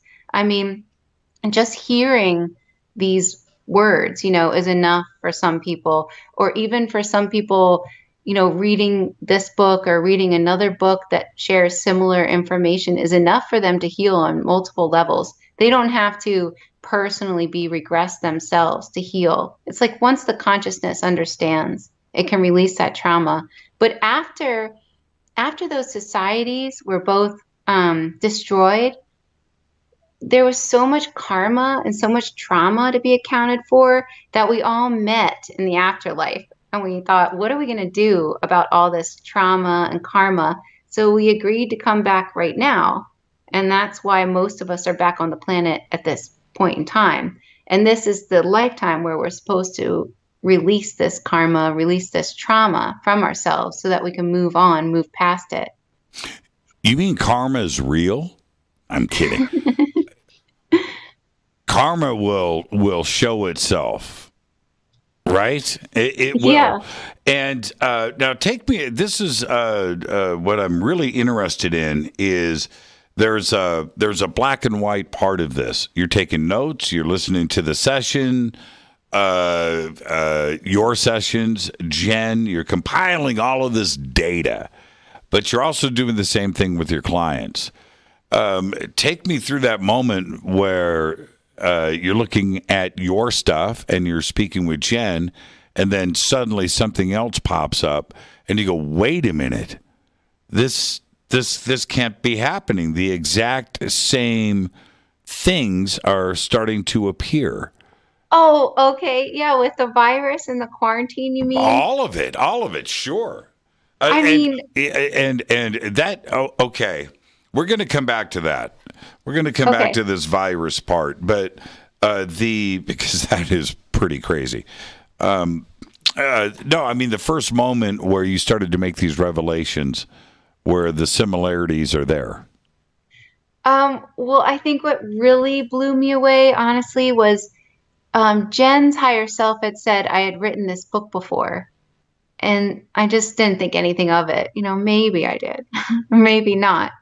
Then I had another client and they were tapping into the Akashic records, and they said, "Oh, I see you. I see your past life. Oh, you've written a book. you've written a book about, you know, this or that material." Exactly what Jen said, and I just couldn't even.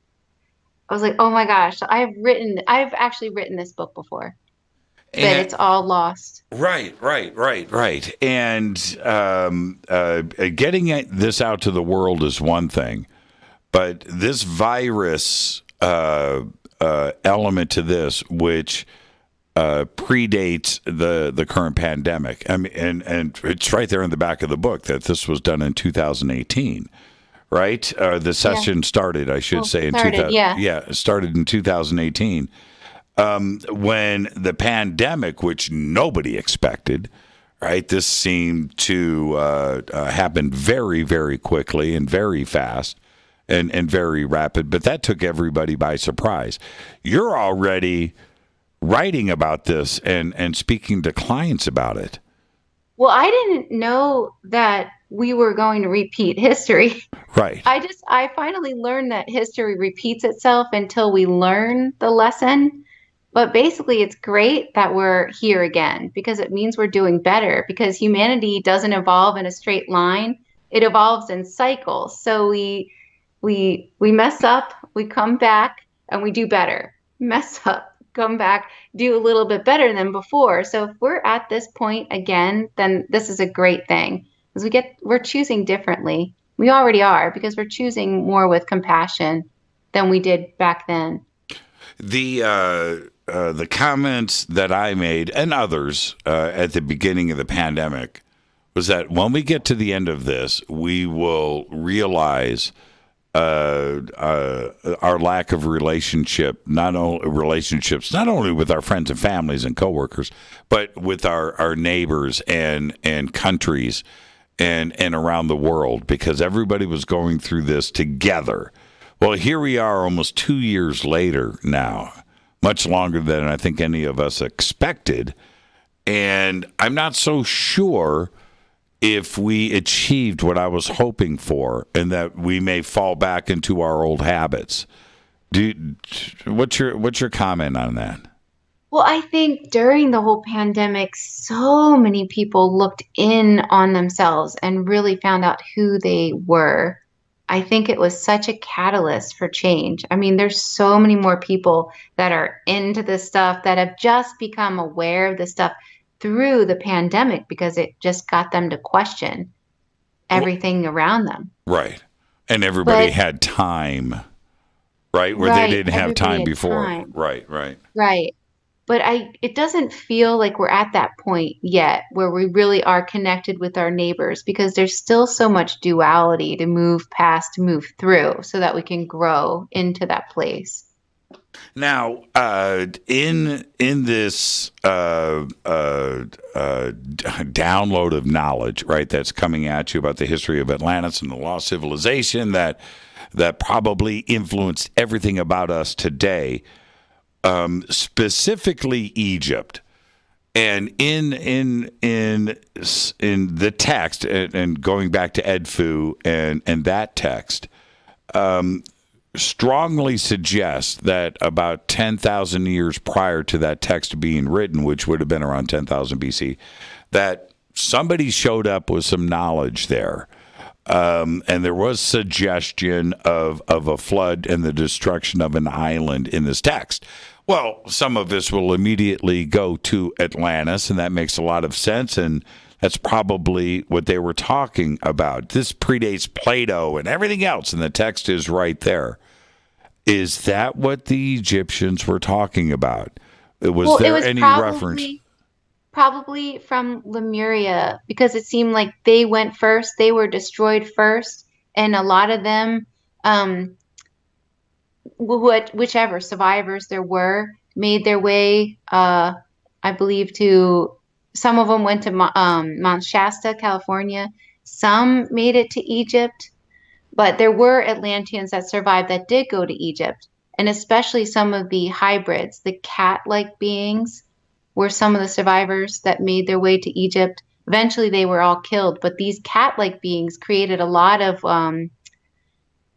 they created the second Sphinx, which is buried in the sand. They created a lot of really magical, powerful things in Egypt, but were destroyed. Now, how do you know about the second Sphinx? Because it comes through the clients. Wait. Pump the brakes there, Sarah.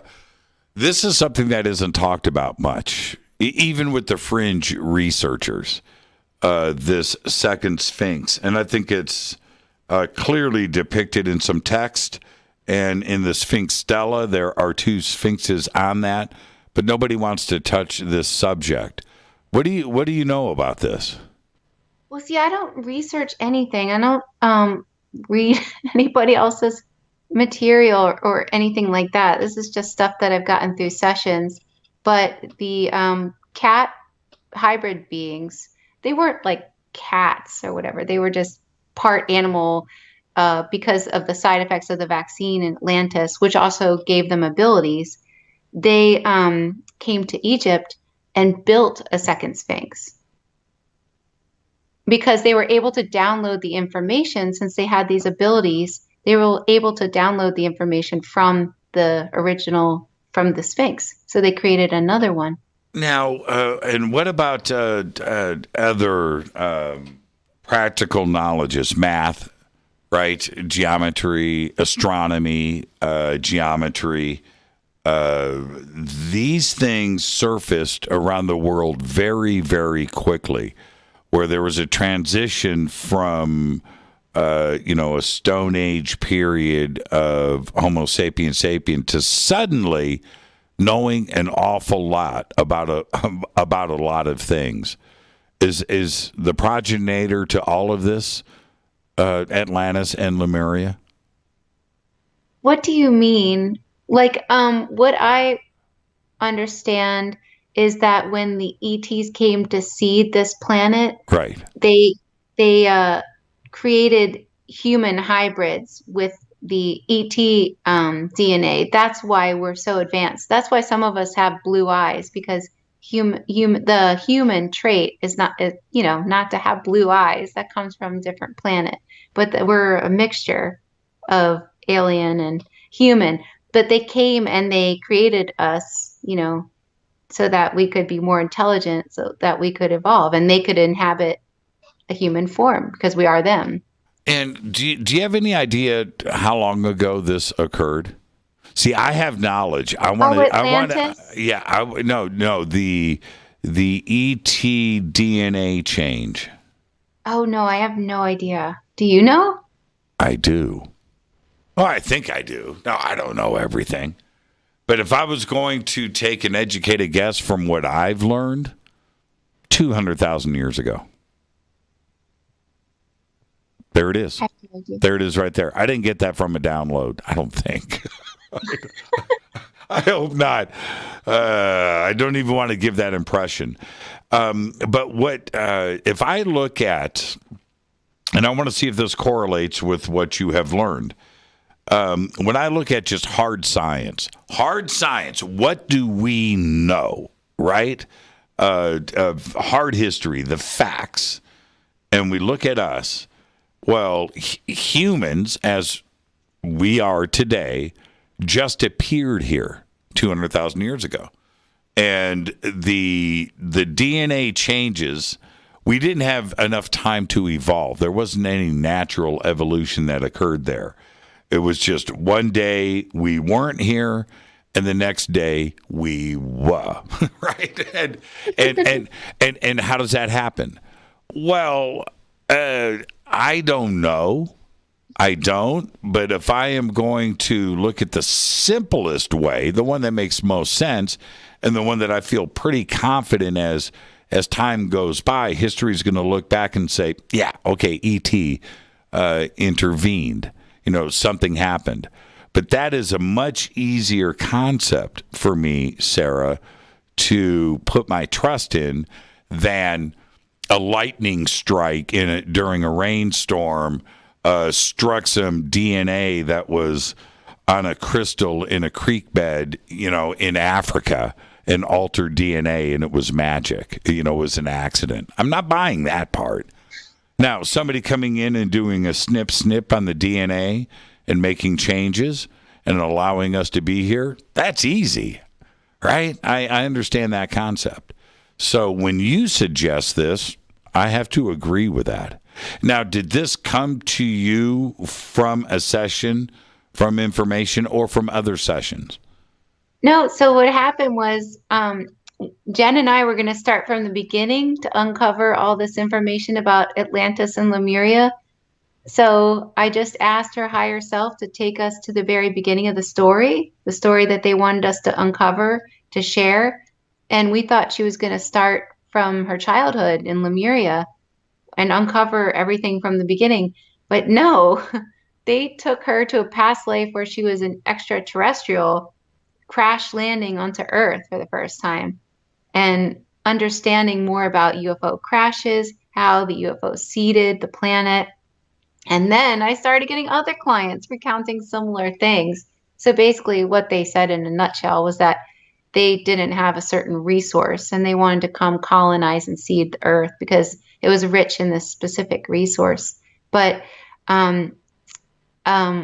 evolution happens on its own. They just create a helping hand. Basically. Yeah. And crash landed is an interesting take on that. Are we in their image? And I don't want to sound biblical. This isn't a religious statement, but are we similar in appearance? Yeah, definitely.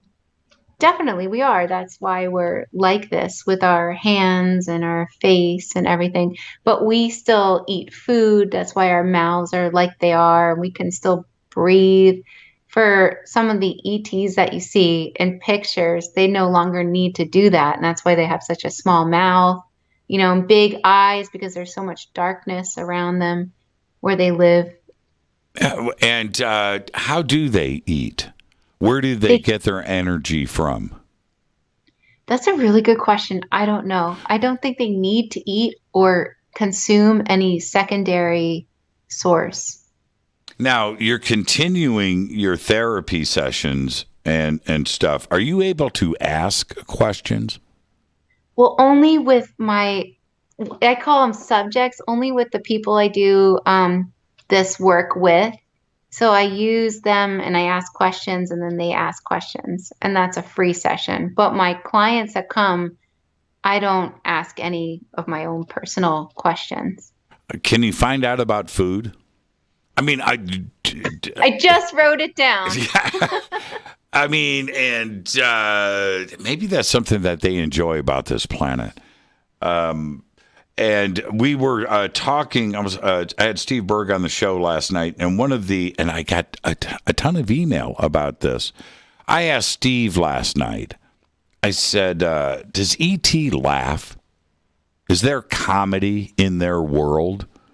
Yes. Oh my gosh. Yes. They think everything's so funny. What did he say? He said they must. If you're an advanced being, right, 1 billion years in front of us, 10,000 years in front of us, they went through a comedy. They understand comedy. They have to. They're advanced beings. Gosh. One time I was regressing this woman and she remembered being a crystal-like being on a different planet. And all they did all day long was try to make each other laugh, like do stupid movements that were so hilarious. She was cracking up through the whole session. It was just making each other laugh, like being silly. Well, laughter is certainly a lot better than sadness. And they have to understand this. I mean, there's a big difference in a way of life. Which way do you want to go? Do you want to be melancholy and sad and angry? Or do you want to be happy and laugh? Right. And I'm being very serious right now.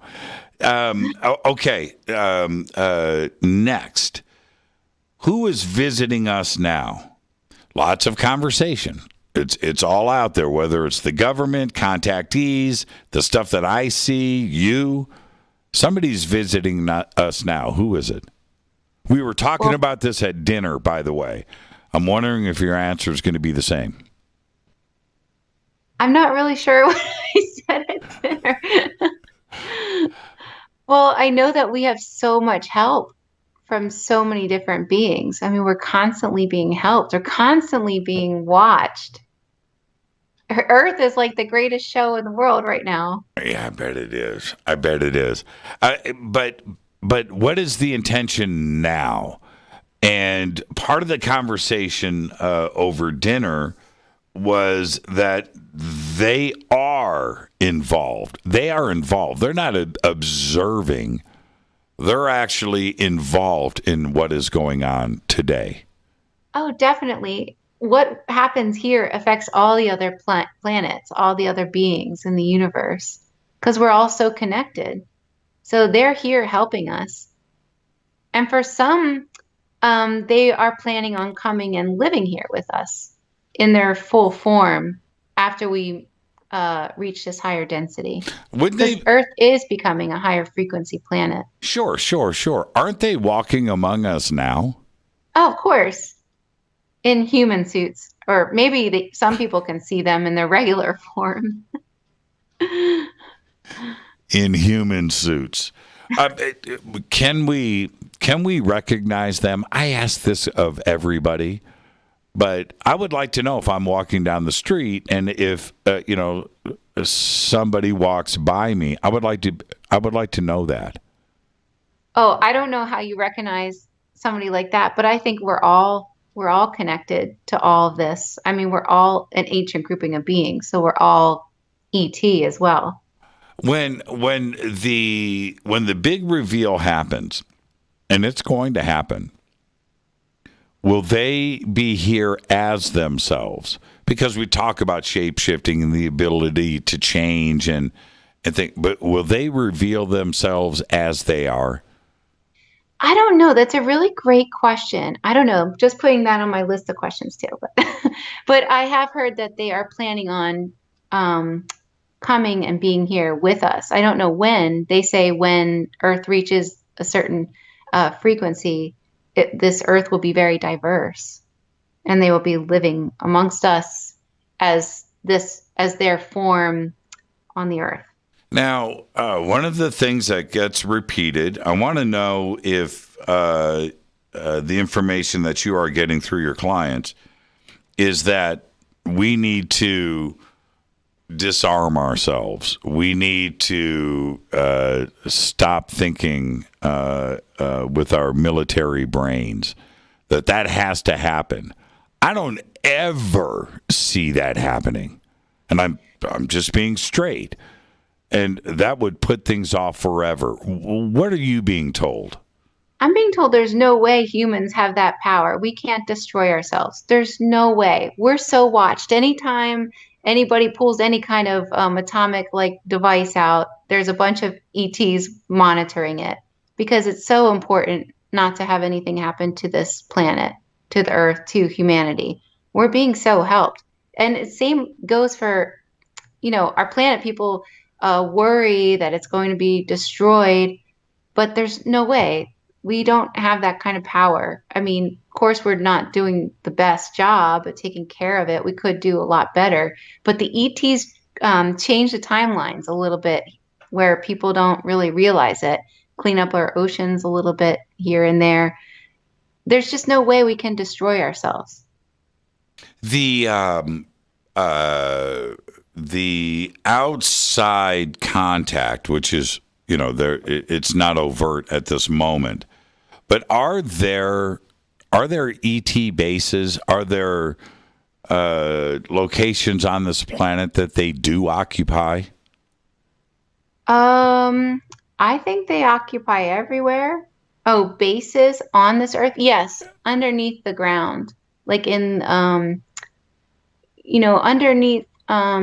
pyramids. There's lots of tunnels, places where there are a lot of ET beings that monitor and make sure the soil is healthy and monitor us from there.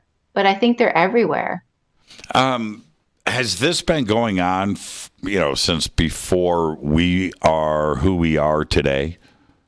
It has, but it has never been like this before, where the ETs have come into the human suits as ETs. I hope I'm not losing you on that, where we're being helped so much like we are now. It's just because we're moving through this ascension process that it's so important. Are you an ET? Are you an ET in a human suit? I think we all are. No, that's not the question. Not that I'm aware of, but then again, I probably am. Let's take our break right here. This is Fade to Black. I'm your host, Jimmy Church. Our guest tonight, Sarah Breskman Cosme. Her book, A Hypnotist Journey to Atlantis. It's right here, and you can certainly visit theholistichuhypnotist.com. We'll be right back to continue this conversation. Stay with us. Hi everybody, this is Rob Halford, the Metal Guard on jimmychurchradio.com. Your 1 million gigawatt paranormal powerhouse, KUNX-DB, the X. Why is it we're not very good with our health regimen until it's too late? We don't put oil in the car until the engine blows up. When the body's out of balance, your health is not so good. Give your body some love. Log on to wtih.com. That's wtih.com. Try our Life Change Tea, which cleanses you from harmful intruders. A clean colon is one of the ways to bring the body in balance. We also carry organic supplements to help you get where you need to go. So do your body a favor. Log on to gettheti.com. That's getthetiah.com. You can even visit our sales page to save some dough. Does anybody call money dough anymore? Anyway, if you're looking for short, helpful health tips, go to YouTube and punch in Health Matters Now. That's Health Matters Now. So, log on to gettheti.com, shop, get balanced, then learn some cool tips at Health Matters Now. You'll be glad you did. That's gettheti.com. This is Jimmy Church of Fade to Black, and I only drink Fade to Black blend coffee from Rivermoon. Just click on the Rivermoon Coffee banner at jimmychurchradio.com. Promo code F2B blend. This is the only way forward. This is Fade to Black. Make contact. When you're in the house for longer periods of time, you can see them flying or running across the floor. Ooh, yuck. They're unhealthy, gross, and disgusting. Bugs. I loathe bugs. We keep a clean home, but occasionally bugs show up. Well, I found something that is tougher than bugs. Orange Guard. On contact, it kills hidden bugs, including ants, roaches, and fleas. Plus, Orange Guard is a residual repellent. All of the ingredients of Orange Guard are on the FDA generally recognized as safe list. Orange Guard may be used around food, humans, and pets. It comes with a 30-day money-back guarantee. Orange Guard. Available at orangeguard.com, Whole Foods, and Ace Hardware. Gold loves chaos, uncertainty, and disarray. History shows us what gold does when people aren't sure about the government, the stock market, their jobs, or their retirement savings. Our national debt is skyrocketing. Gold and other precious metals are a defense measure against inflation and a stock market that might take years to recover. So what can you do right now to protect yourself? Call United Gold Group. We offer gold and other precious metals delivered securely within 72 hours. Are you worried about about the stock market? We can also help you set up a real gold or silver IRA or a 401k. Safe and secure. United Gold Group makes gold ownership affordable. Call now and get up to $2,500 in free gold or silver with a qualified IRA. Call 800-753-8534. That's 800-753-8534 or visit UnitedGoldGroup.com.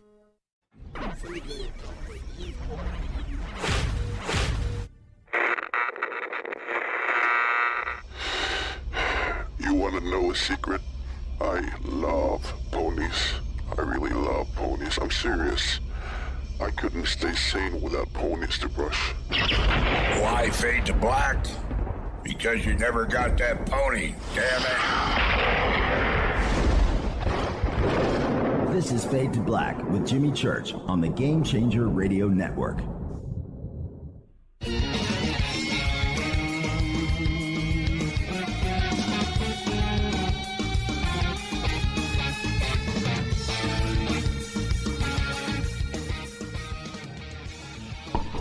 Welcome back, Fade to Black. I am your host, Jimmy Church. I guess tonight, Sarah Breskman Cosme, closing out our first-time guest week here on Fade to Black, and a fascinating conversation tonight. And okay, I started reading the book, and I want to ask a few questions that I have. I want to expand on a few things, if I may, and I encourage everybody to get the book. It's a history of Atlantis from the beginning. I think that's chapter 1. The beginning is the founder of Atlantis. Who was that? So that was an extraterrestrial who crash landed his ship.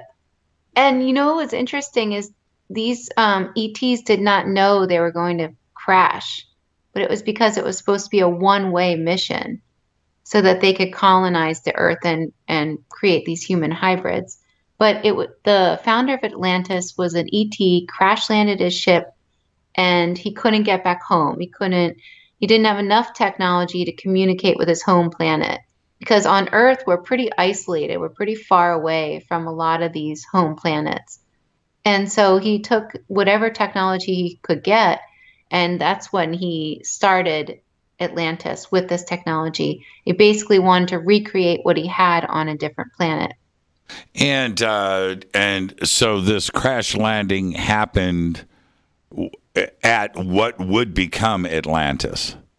No, actually, it happened somewhere around Utah, and he was able to go through a chasm, which the chasms were these ways of traveling through the Earth.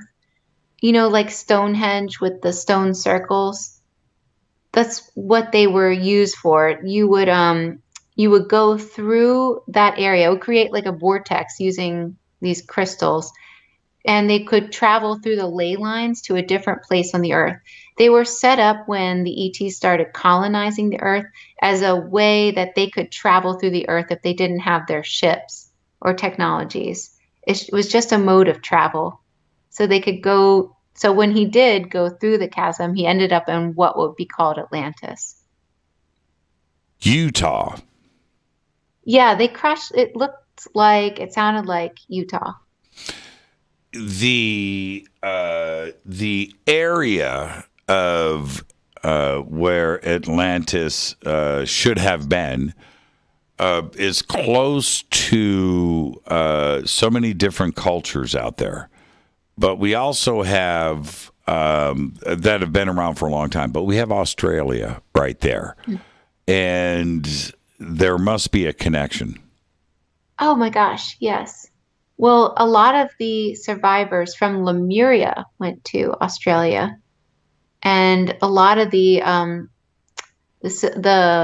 Australians or the Aborigines still have a lot of information and symbols that they brought over from Lemuria. And they would draw these symbols. They knew that they were originally from the stars. They knew what happened to Atlantis and Lemuria. They had records of all of that they recorded.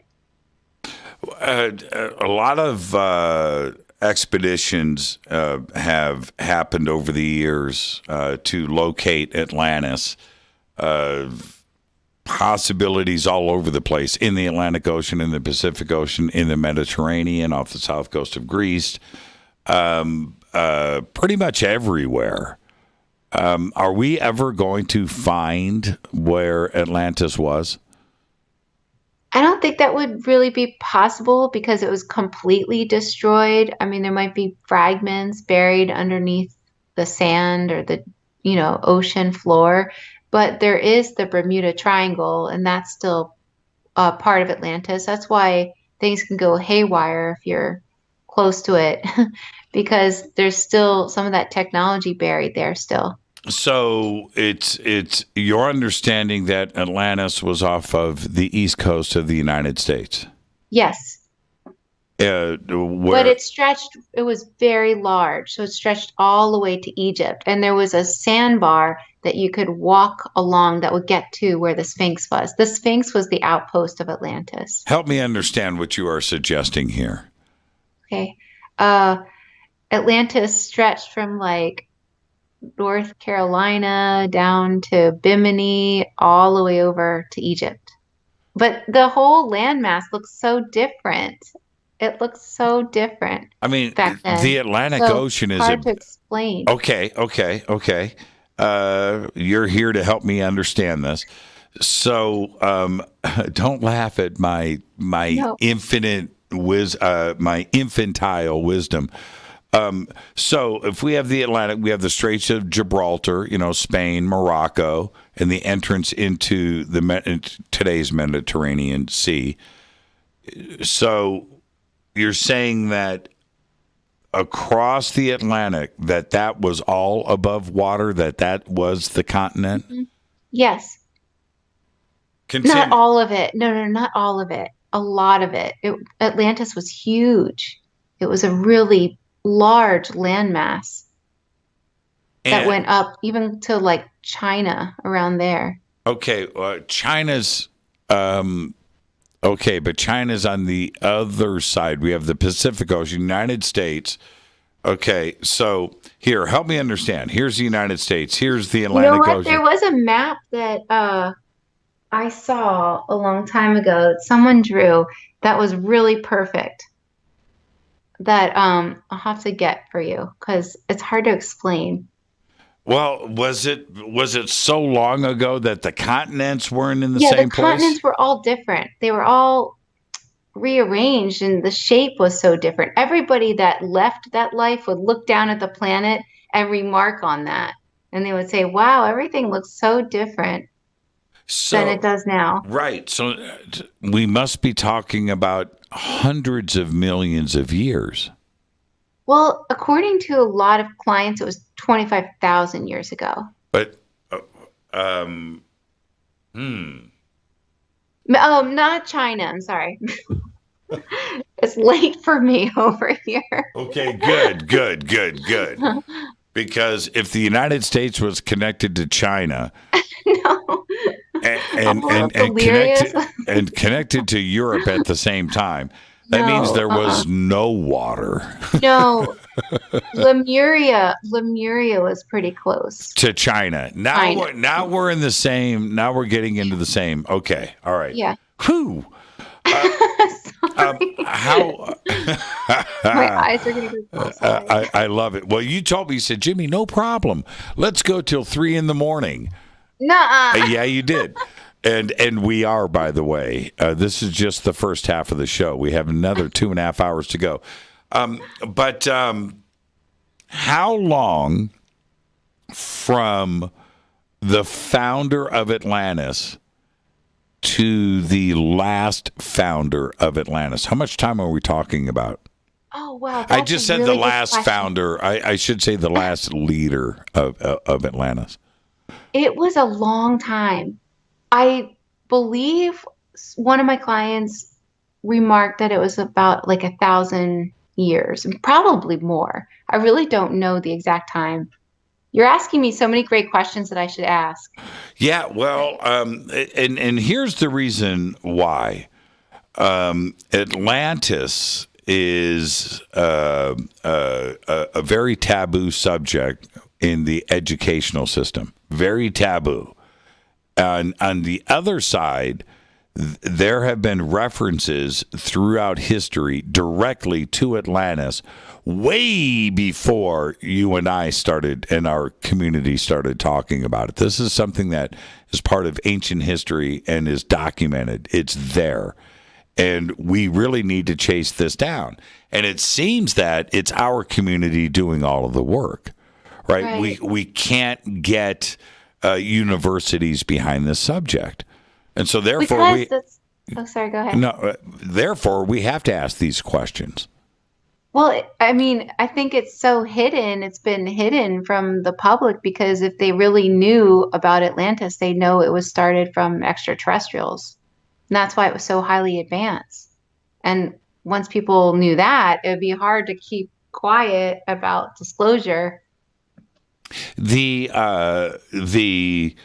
contact that will eventually happen. There are so many different advanced ETCs out there, extraterrestrial civilizations. Will we get visited from the founders of Atlantis? Will they be part of the contact? I have heard they've incarnated into human form already.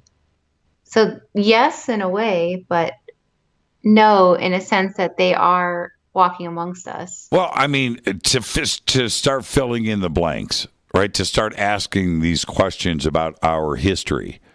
Oh, that history will become available to us in the future when we hit a certain point in our evolution. But right now, it's still hidden. The leaders of the world are one thing today. But when we go back and look at different families, different monarchies all around the world, were they also directly influenced by ET? I don't know, but I would guess so, because as far as the ETs that create slaves, you mean? I wasn't going to go there, but we certainly could. I mean, I'm talking about the monarchies of Egypt, the monarchies of Europe, these influential families that have controlled things for thousands of years. Was that a direct influence from ET? And I'll tell you why I'm asking. You just brought up slaves, right? And if we look at Sitchin's work in the Sumerian text and how they reference the Anunnaki, and that goes back somewhere between 250,000 and 400,000 years, and creating a slave race, right? And mining for gold, and they needed this, and the only way to get that done was to have a slave race created, us, because the Anunnaki were too good and didn't want to, dig in these gold mines, and so they created us. I understand that type of influence, but and especially in my early research, Sarah, when I was younger, that these influences started back in a very tribal culture of the human races, and those dominant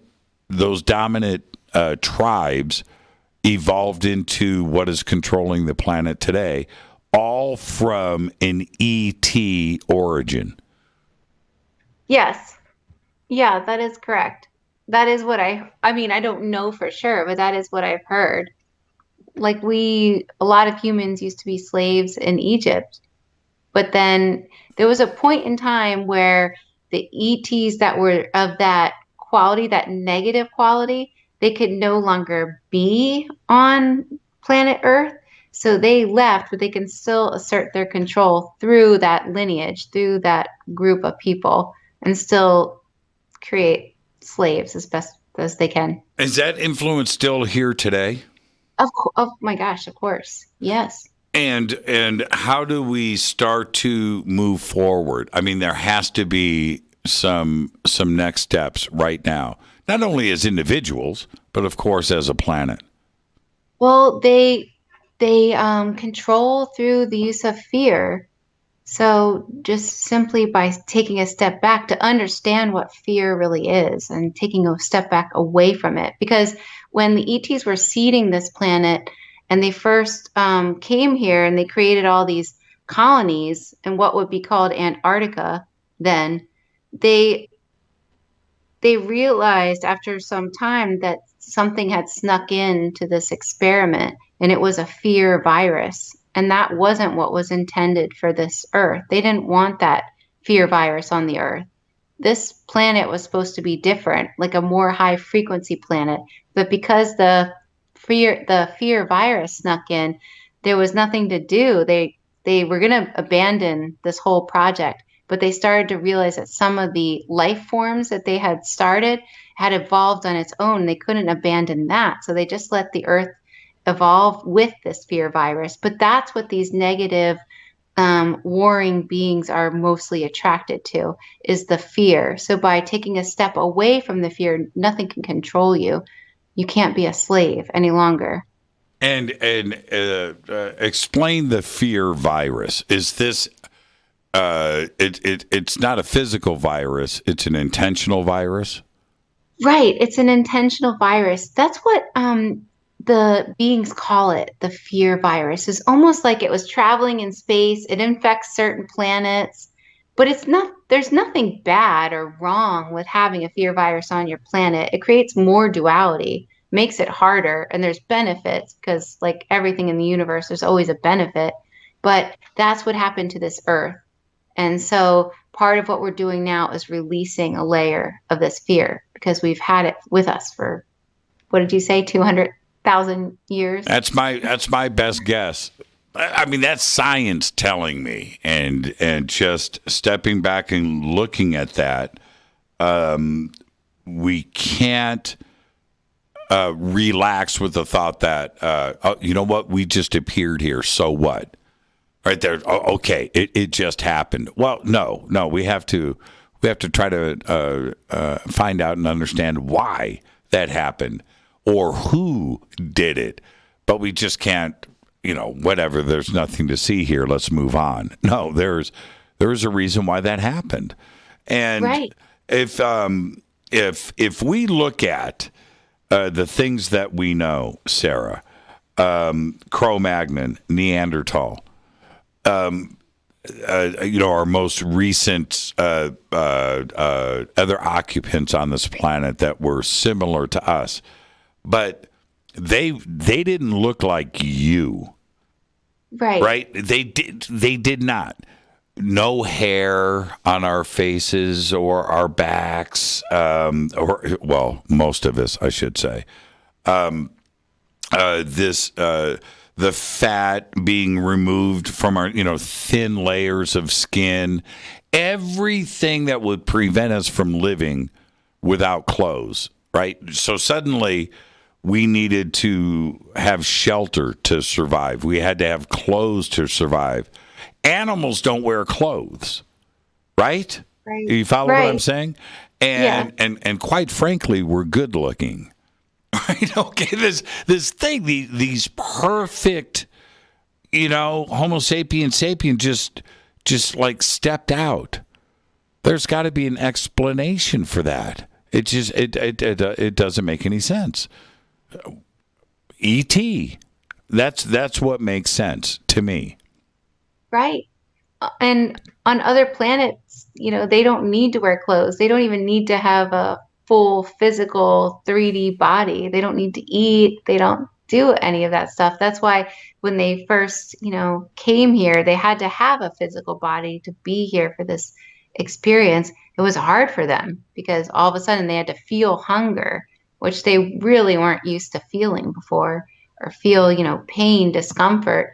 And then when they realized there was a fear virus, a lot of them got sick, depressed. They didn't really want to be here with it, but evolution was happening and things were being created, so they had to make changes to the experiment. No clothes, eating, drinking, kind of sounds like Key West. Yeah, it does, right? I'm just saying, and not so It much. was like that. Yeah, not so much Utah, but definitely Key West. Definitely. And this thing that is happening right now, and I know we started off the show with this, and I kind of want to close with this. I think that there's a general acceptance that we are not alone, but it's not for the reasons that we think. We're smarter today, and we understand history, and the science is presenting to us the size of the universe, the amount of planets, and what is going on. Where I think there's a general acceptance to there's no way that we are alone, right? Where it was very easy to think that we were alone just 25 years ago. But today, I think generally speaking, people understand that the universe is too big of a place. We cannot be alone. There's tons of life out there. If that's where we are today and disclosure continues, is it going to be something that is spectacular to the rest of the planet? Or is it just going to be another day? Right? Of course we're not alone. Whatever. All right, but I still got to go to work. What changes if we're not alone in the universe? So what does change? Right. And I think our consciousness is finally hitting a point where we're accepting of this. It wasn't like 25 years ago. But now we're able to see and experience and understand these concepts with an open mind, whereas before we were so quick to push it away. So that's why it's happening now. But yeah, I think what will change is that we're really going to become who we were meant to be. We're going to live the life that we were supposed to live, a really full life, and understanding who we really are, our power, true essence. A lot of times when ETs are on other planets, they have to go through this kind of initiation where they understand the secrets of the universe. And the secret is they're all that is. And when they understand who they really are, they lose all their insecurities. And when they do that, they have so much love for themselves and they love everybody all around them. And that would be amazing if we do that too, if we understand that. Now, what do we do? And I remember asking you this question over dinner, so I'm going to do it again. I asked this question to the table. All of this is wonderful. All of this is great. But what if ET gets here and says, there is no 5D. You won't understand anything. No. All of you are wrong. And that's a possibility too. Well, I think the most important person to listen to you is deep within yourself anyway. So even if any kind of being says anything that doesn't resonate with you, the most important voice is your own. And that was your answer over dinner. So you haven't changed. You haven't thought. And what was really funny, I was looking around at everybody's faces when I suggested this. I'm not doing this to make people angry or to do anything, but certainly to be devil's advocate here just a little bit, to suggest not to put all of our eggs in one basket, and let's actually go into a wait and see period. There's nothing wrong with being the best who we can be, right? That should always be our goal. And if we do find out that we're not alone in the universe, then that, if anything else, it gives us a reason to be better so we can embrace our ET brothers and sisters and know that we have a future. Exactly. Sarah, thank you so much. And where can everybody get the book? You can get it on Amazon, Kindle, and Audible. And it's on Audible? Mm-hmm. Oh, really? I don't have to read. Audible is my best friend. Audible is so easy. I know. I learned so much in my subconscious. I pull out an Audible book and turn out the lights. And the magic happens. I love that. Where can everybody reach out to you to talk and make contact? www.theholistichuhypnotist.com. How many emails do you get a day? Well, I am actually booked until June of 2022, and I'm waiting to open my schedule in a couple months, so I'm not taking any new clients at this time. But you can still email me, and I'll get back to you. It might take me a while. You just bummed everybody out, but you found time for this show. I'm going to let everybody know. So Sarah and I are talking about getting this together. She goes, Jimmy, I'm booked. I'm booked.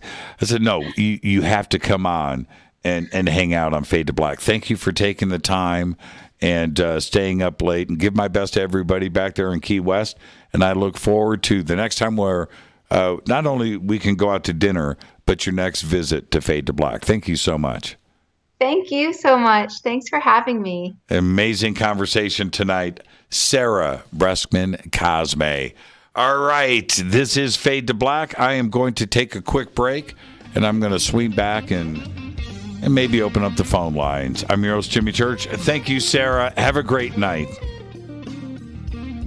Oh, thank you. Yeah, thank you. This is Fade to Black. I'm your host, Jimmy Church. I'll be right back. Stay with us.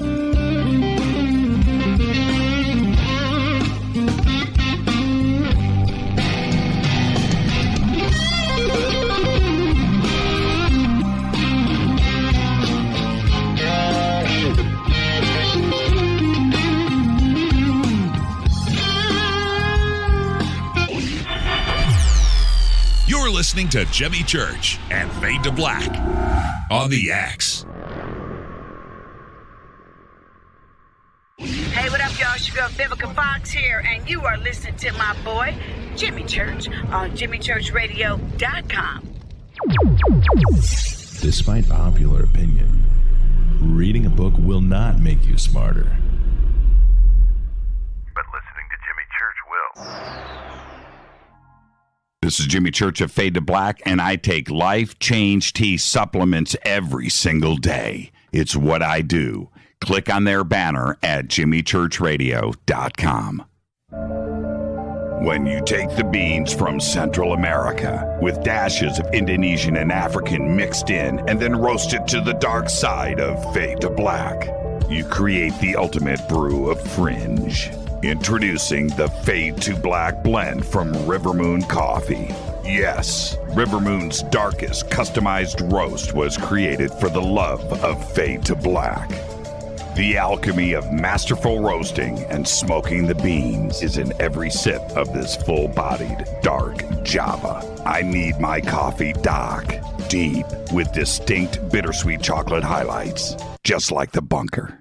Leaning further into the darkness of the roast is Fade to Black blend from Rivermoon Coffee. Just click on the banner at jimmychurchradio.com and use the promo code F2B blend for 15% off of your order today. This is Billy Carson with ForbiddenKnowledge.tv. Forbidden Knowledge TV has just reached its 1-year anniversary. That's right, 1 year. And as a show of appreciation, we are giving all new subscribers a free 30-day trial of ForbiddenKnowledge.tv. That's 30 days to binge watch thousands of movies, documentaries, conferences, workshops, lectures, yoga classes, meditation courses, and so much more. So log on to ForbiddenKnowledge.tv from your computer or mobile device, or get the Forbidden Knowledge TV app on Apple TV, Roku, Amazon, iTunes, or Google Play today, and use coupon code 30daysfree. That's coupon code 30 days free on ForbiddenKnowledge.tv today. Are you intrigued by Paranormal Talk Radio? You'll love the new Paranormal Radio app from TalkStream Live. You'll find a great selection of talk shows covering UFOs, ghosts, strange phenomena, and much more. Download the Paranormal Radio app now and start listening to the very best in paranormal talk entertainment, including the network you're listening to right now, the Paranormal Radio app, free in Google Play and the iOS App Store.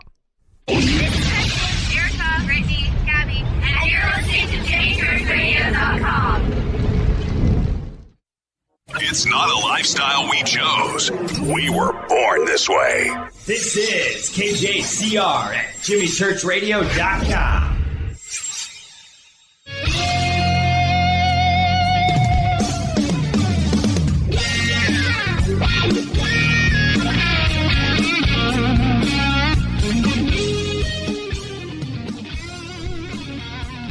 All right, welcome back. Fade to Black. I am your host, Jimmy Church. What a great conversation tonight. Sarah Breskman Cosme.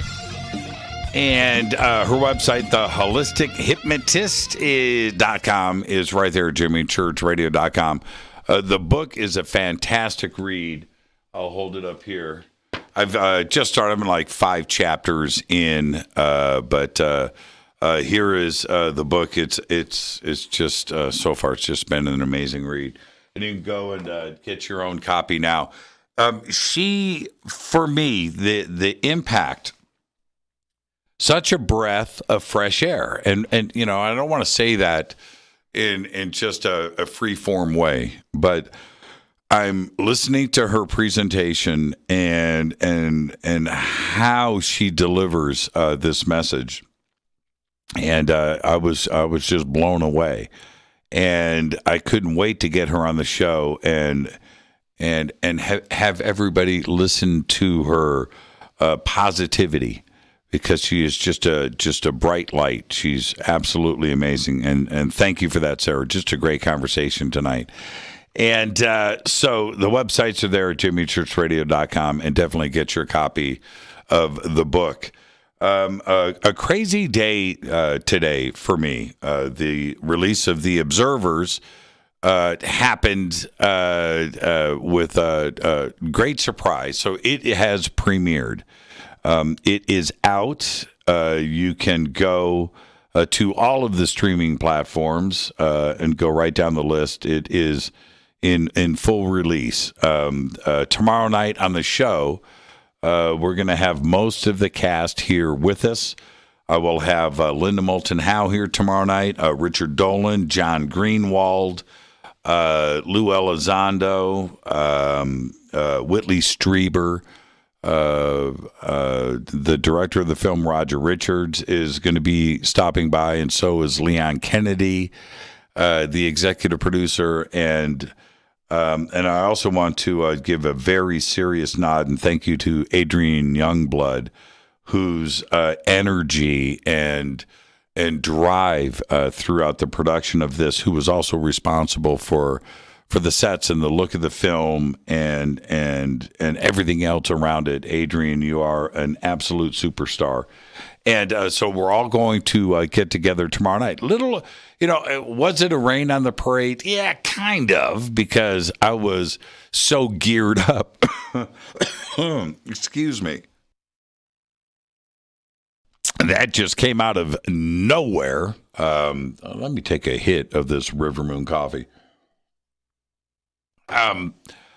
Mentally, right? All of us were like, man, this is going to be great. We're going to do the world premiere live on Fade to Black. We're going to just reach out and have the cast here and the excitement and the vibe. And suddenly, boom, we wake up today and it's already released. And I almost didn't believe it until I pulled it up on my own television screen. And I did pop a picture of that and send it out to everybody. Pretty cool, though, to see it, to go. This is what I did today. I wanted to share this with everybody. Oh, by the way, the phone lines are open. 747-228-2051. I did with our movie what I do with every other movie. And I was able to do that today for the first time. In that, I watched the trailer on Amazon. How cool is that? Click across, watch trailer. And I did that. I did that because I could. And I do it with everything else. So I wanted to have that experience, not only for myself, but how everybody else is going to do this. That you have this experience with streaming services today, we all know the process. You've got a film, you haven't seen it before, you don't know much about it, it looks a little bit interesting, so what do? You watch the trailer and you click across. I do it all the time. And then I decide after watching the trailer, and I do this. I watch half of the trailer, right? I just want to get a vibe. I want to see who the actor. I want to see the imagery, the cinematography, and how it's presented. I just want to see, because the trailer will give everything away. Usually pretty quickly. So I don't want to do that. That's my experience. I'll watch a little bit of the trailer, then I make the decision. I go back and purchase or rent the film, right? We all do this. I wanted to have that experience. I wanted to see and feel what everybody else would be doing that doesn't know anything about the film, that doesn't listen to Fade to Black. They're not part of the community, but they're out there surfing. There's a new film, new release. It's there on Amazon. You're clicking through. You click on the film. You go back and you watch the trailer, and you make a decision right then and there if you're going to watch the film. I wanted to do that, and I was able to go through all of those processes with our film. So I watched the trailer. Watched about half of it. I went, okay, this is good. This is good. I think everybody is going to be okay. I went back and purchased the film. And yeah, I did. I purchased it and allowed it to play and to start and to see the introduction. I've seen it so many times now. I've kind of lost perspective a little bit about what's going on. But I had to do this today instead of tomorrow. And I backed up and I talked to everybody and went, you know what? Actually, I'm kind of glad it happened this way. Tomorrow, I knew that it was going to be there. Today, I was surprised. So I had a totally different reaction. My mental thing was all about tomorrow. And getting to the show tomorrow night and the celebration and everything else. All of that got changed. I was surprised. And that doesn't happen too often. And so I had said to everybody, you know what? I'm okay with this.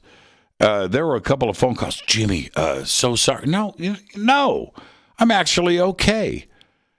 I don't get surprised anymore. What are we surprised about? The birth of a child, boy or a girl. When that happened with me, I said, I don't want to find out. I don't want to know. I want to be surprised. I don't get surprised. These moments in life where, because everything is structured and, you know what's happening. You want to plan and you want to do things. You're very rarely surprised. When are you surprised? Right? And so I was expecting tomorrow to happen. Today I got a surprise, and I went through all of this with a completely different mindset, and I enjoyed it. And I screamed. I did. I went through all of that. So tonight after the show, I'm going to get some food. And I'm going to sit and watch this film on Amazon. I'm going to do that. And I encourage everybody else to do the same. And we will get to tomorrow night's show. I don't have any plans for phone calls tomorrow night, but there's certainly social media out there, and I'll keep my eye on that. Now, there's one other thing. Now I'm able to say this. I was going to say this tomorrow night, but I'm going to say this tonight. I'm not going to read reviews, right? Whatever it may be, Variety, Hollywood Reporter, Ebert.com, whatever. Rotten Tomatoes. I'm not going to do that.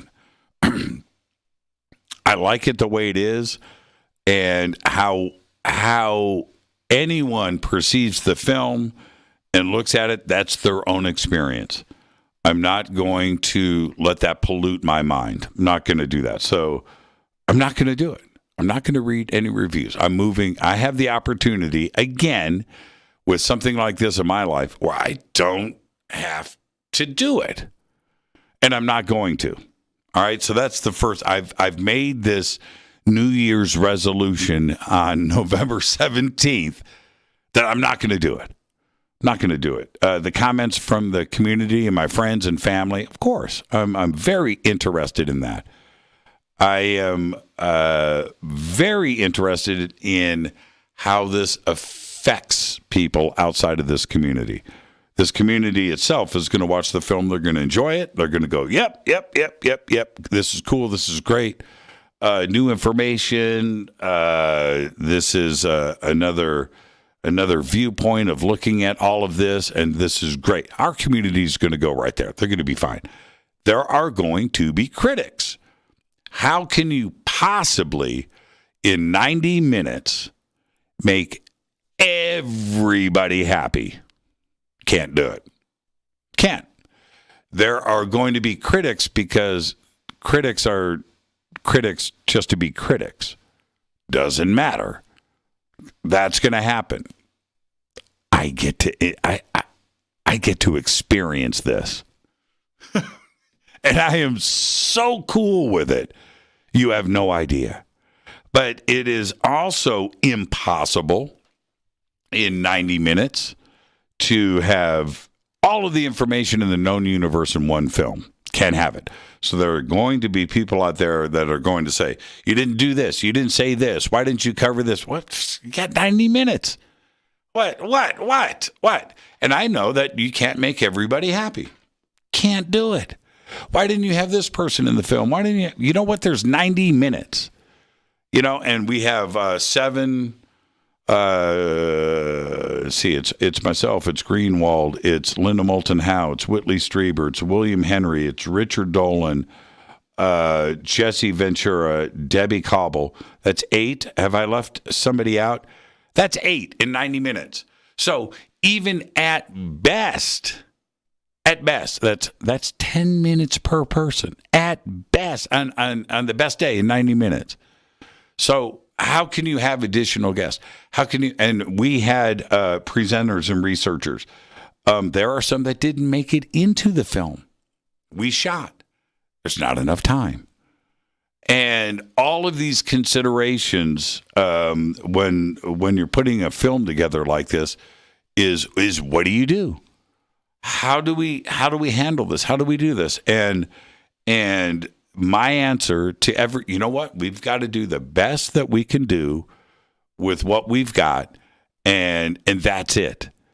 I can't. And Roger looked at the and Adrian and Leon, where we can't have everything all in there. It's impossible.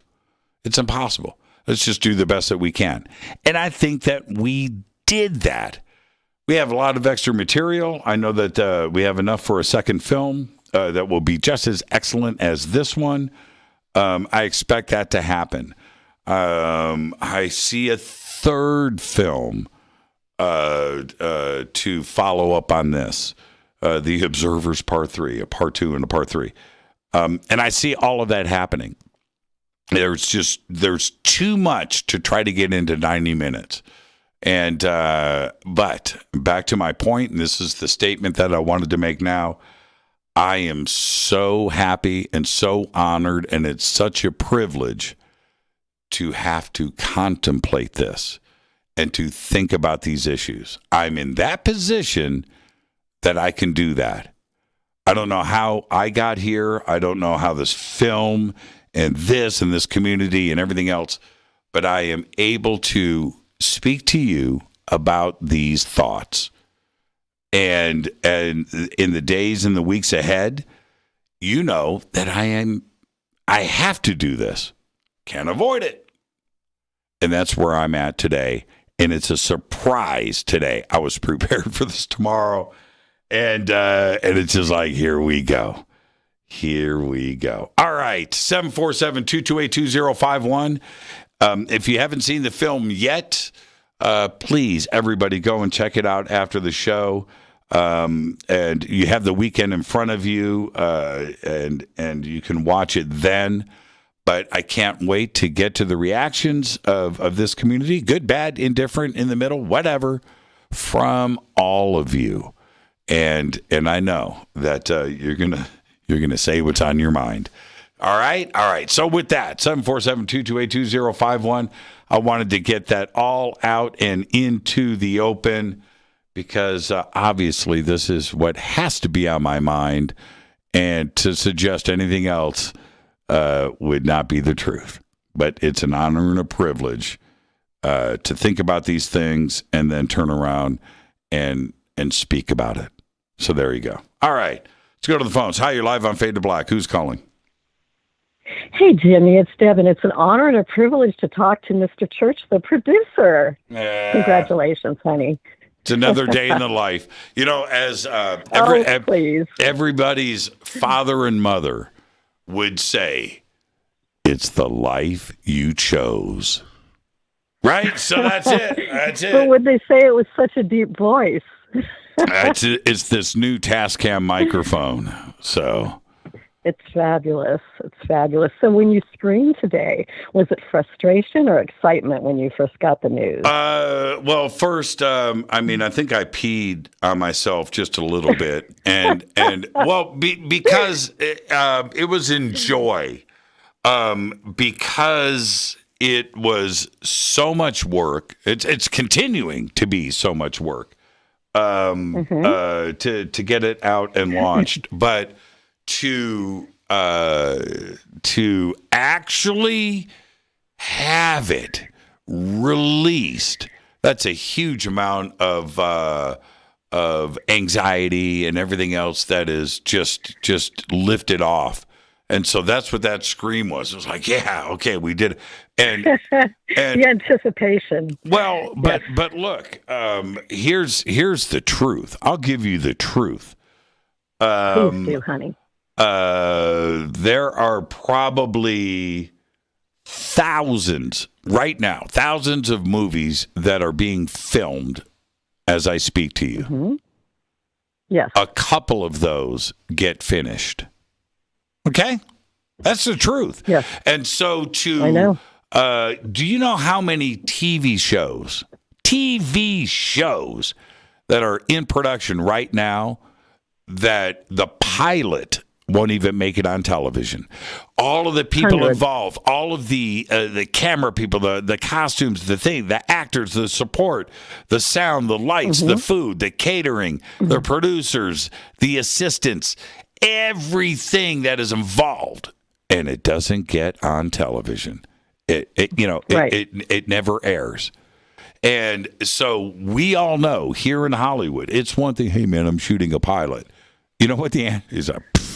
Okay, good for you, whatever. Nobody's going to see it. Yeah. And good luck with that. And we all know this, but that doesn't stop us from trying to make good stuff and to go out, and everybody believes in the project.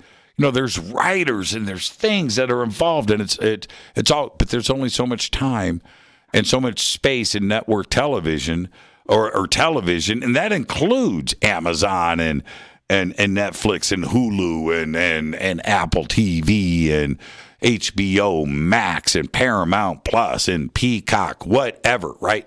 It seems like it's infinite. Legion, yes. It seems like it's infinite, but there's only so much space out there, and only so many people to get these productions done. But how much of it gets finished? You know, how much of it really gets up on the screen? How much really, it's a small percentage. So for this to go from an idea and a conversation where we're all doing the same thing that everybody else does, rah, team, this is going to be great. Let's go do this. And it gets greenlit and it gets funded and you go out there and shoot it. That's the next step. Is it going to finish? Is it going to get edited? Is it going to get delivered? Is it going to look? My TV series, The Unexplained, was done, shot, finished, complete, and shelved. Like what, 4 years ago? But that the whole season, not a pilot, the whole season was shot, writers and editors and staff and talent and people and things and executives and everything that was involved, and they shelved it. And it aired a year later or 2 years later, or aired internationally. Is that like in Canada or something? Like we didn't even get it here first. But it happens all the time. One of the it doesn't matter who the actor is, but let's just say that, and this was about 4 years ago, and I remember saying to myself, well, if it can happen to him, it can happen to anybody. One of the biggest actors in the world, right? So think Tom Hanks, Harrison Ford, Robert De Niro, you know, think in that realm, right? A big actor. I like to think Keanu Reeves myself, but come on. shot a TV series. Shot it. Shot the whole thing. Shot a season. Never aired. Never aired. You don't even know the name of it. Nobody does. And so when you think about shooting an entire season and the families that are supported from that, not only the actors, but you have hundreds of people that are involved, right? And you shoot an entire season with a cast and something that looks just absolutely amazing, and there's no way that this isn't going to last for a few seasons or forever, and it doesn't air. It happens all the time. It does, and it's a tough, vicious world out here, and I can never predict the future. So when I did the satisfaction of clicking that remote, you damn Skippy, I yelled, and my neighbors heard it, and we pulled it off. Hey man, if I had my own trailer, I'd watch it probably, to be honest, I'd probably watch it 10 to 20 times. And I saw that new trailer today, if it was the 5-minute one on YouTube, and man, it looked good. And Richard Dolan was intense. It was like you were sitting there interviewing them. If you're talking about, I don't know what trailer you're talking about, but I saw a revised. I'm talking about 5 minutes. No, that's not a trailer. That's an outtake of some stuff. It was a new outtake. That's not even in the film. But it was. No, that's not even in the film. What you saw, you're talking about the round table where I was sitting with everybody. Thank you. Yeah, that is not in the film. Okay. You haven't seen it. So that was just a little taste. So you haven't seen it yet. I bought it today, and I'm watching it right after. Well, you're eating your dinner and watching it. So am I. We're on the same schedule tonight. So, yes, so hopefully a lot of people will be watching it after the show tonight, and the universe will be smiling on us all. Well, I can't wait. Yeah. There isn't any, for me personally, any nervous anticipation on reactions, or will people like it, or will they not? Whatever. There's something that's out of my control. So that is not my concern. So I'm talking about inside of this community. But the rest of the world, this is a film for them. And that was always the approach. Right. And so this community is always going to embrace it. And critics or whatever, they're going to exist. I don't care about that either. But this community is always happy when something like this releases and everybody checks it out. I do the same thing. But the rest of the world, right? Are they going to take the time to accept the information and hopefully see something that is going to help them question what's going on around them, and maybe put a little more focus on this and a little energy into this? That's what I'm concerned about. I don't want them to miss the message that this is just some UFO documentary, because that's not what this is. It's not that at all. It's not a fringe piece. It's not fringe, and that's why I can't wait to show it to so many people I know, because I can promote it and say, look, this is based on documentation, FOIA documentation and facts and science, and it's not a fringe piece, and just watch it and just shut my mouth, sit back, let them take it all in. And it's like, that's what you want people outside this community. It's a perfect piece, like you just said, for people outside this community. And I can't wait to share it with people on Thanksgiving. That's when I'll be doing it. Well, there you go. All right. Yep, All right. Well, enjoy it. And get a lot of conversations started, That's what it's all about. Yeah, enjoy it. And I'll see you tomorrow night right here on the show. Have a great night, Deb. Thank you so much. You too, Jimmy, and congratulations again. I can really hear your excitement. I'm really happy for you, hon. I am so, I don't know if I'm so past excitement because, you're excited. You're so excited. Well, now, I mean, my I can feel it. It's like you have a surprise party planned for the next day, and then somebody blows the surprise party and tells whoever the surprise party is for. So now what do? Do you still have the party? Yeah, you do. Is it going to be fun? You enjoy the moment, and you enjoy the moment. It's still the same experience. It's still going to be fun, but it's not going to be the same, and that's okay. So I was able to do it my way today, and I screamed out loud when I was alone, and that's all that matters. Sinatra did it your way. Hey, let me just say something real quick. So we've got 15 seconds. Went right out of my mind. Okay, yeah, all right. I got to surrender the line here. Thank you so much, Jimmy, for taking my call, and I'll see you tomorrow. And Fadernauts, good night, Fadernauts. Love you all. Right on, Deb from Modesto, right there. All right, this is Fade to Black. What a great show tonight, Sarah Breskman Cosme. And her website is all simple, theholistichuhypnotist.com. But I just want to thank all of you for sitting and listening to me. I had to get that out. I need to cleanse. I need to just enjoy the moment now. And I'm going to go do just that. This is Fade to Black. I am your host, Jimmy Church. Tomorrow night on Fade to Black, I'm going right down the list. We're going to have Richard Dolan, Linda Moulton Howe, Whitley Strieber, John Greenwald, Debbie Cobble, Lou Elizondo, Leon Kennedy, and Roger R. Richards, all from The Observers. So that's going to go down tomorrow night. Fade to Black is produced by Hilton J. Palm, Renee, Dennis, and Kevin. Announcers are Steve Harder, Gene Viteau, and Mark D. Kovar. Webmaster is Drew the Geek. Music, Doug Aldrich. Intro, Spaceboy, spaceboymusic.com. Fade to Black is produced by KJCR for The Game Changer and UnX Networks. Raise Hobbs. This broadcast owned and copyrighted 2021 by Fade to Black and The Game Changer Network, Inc.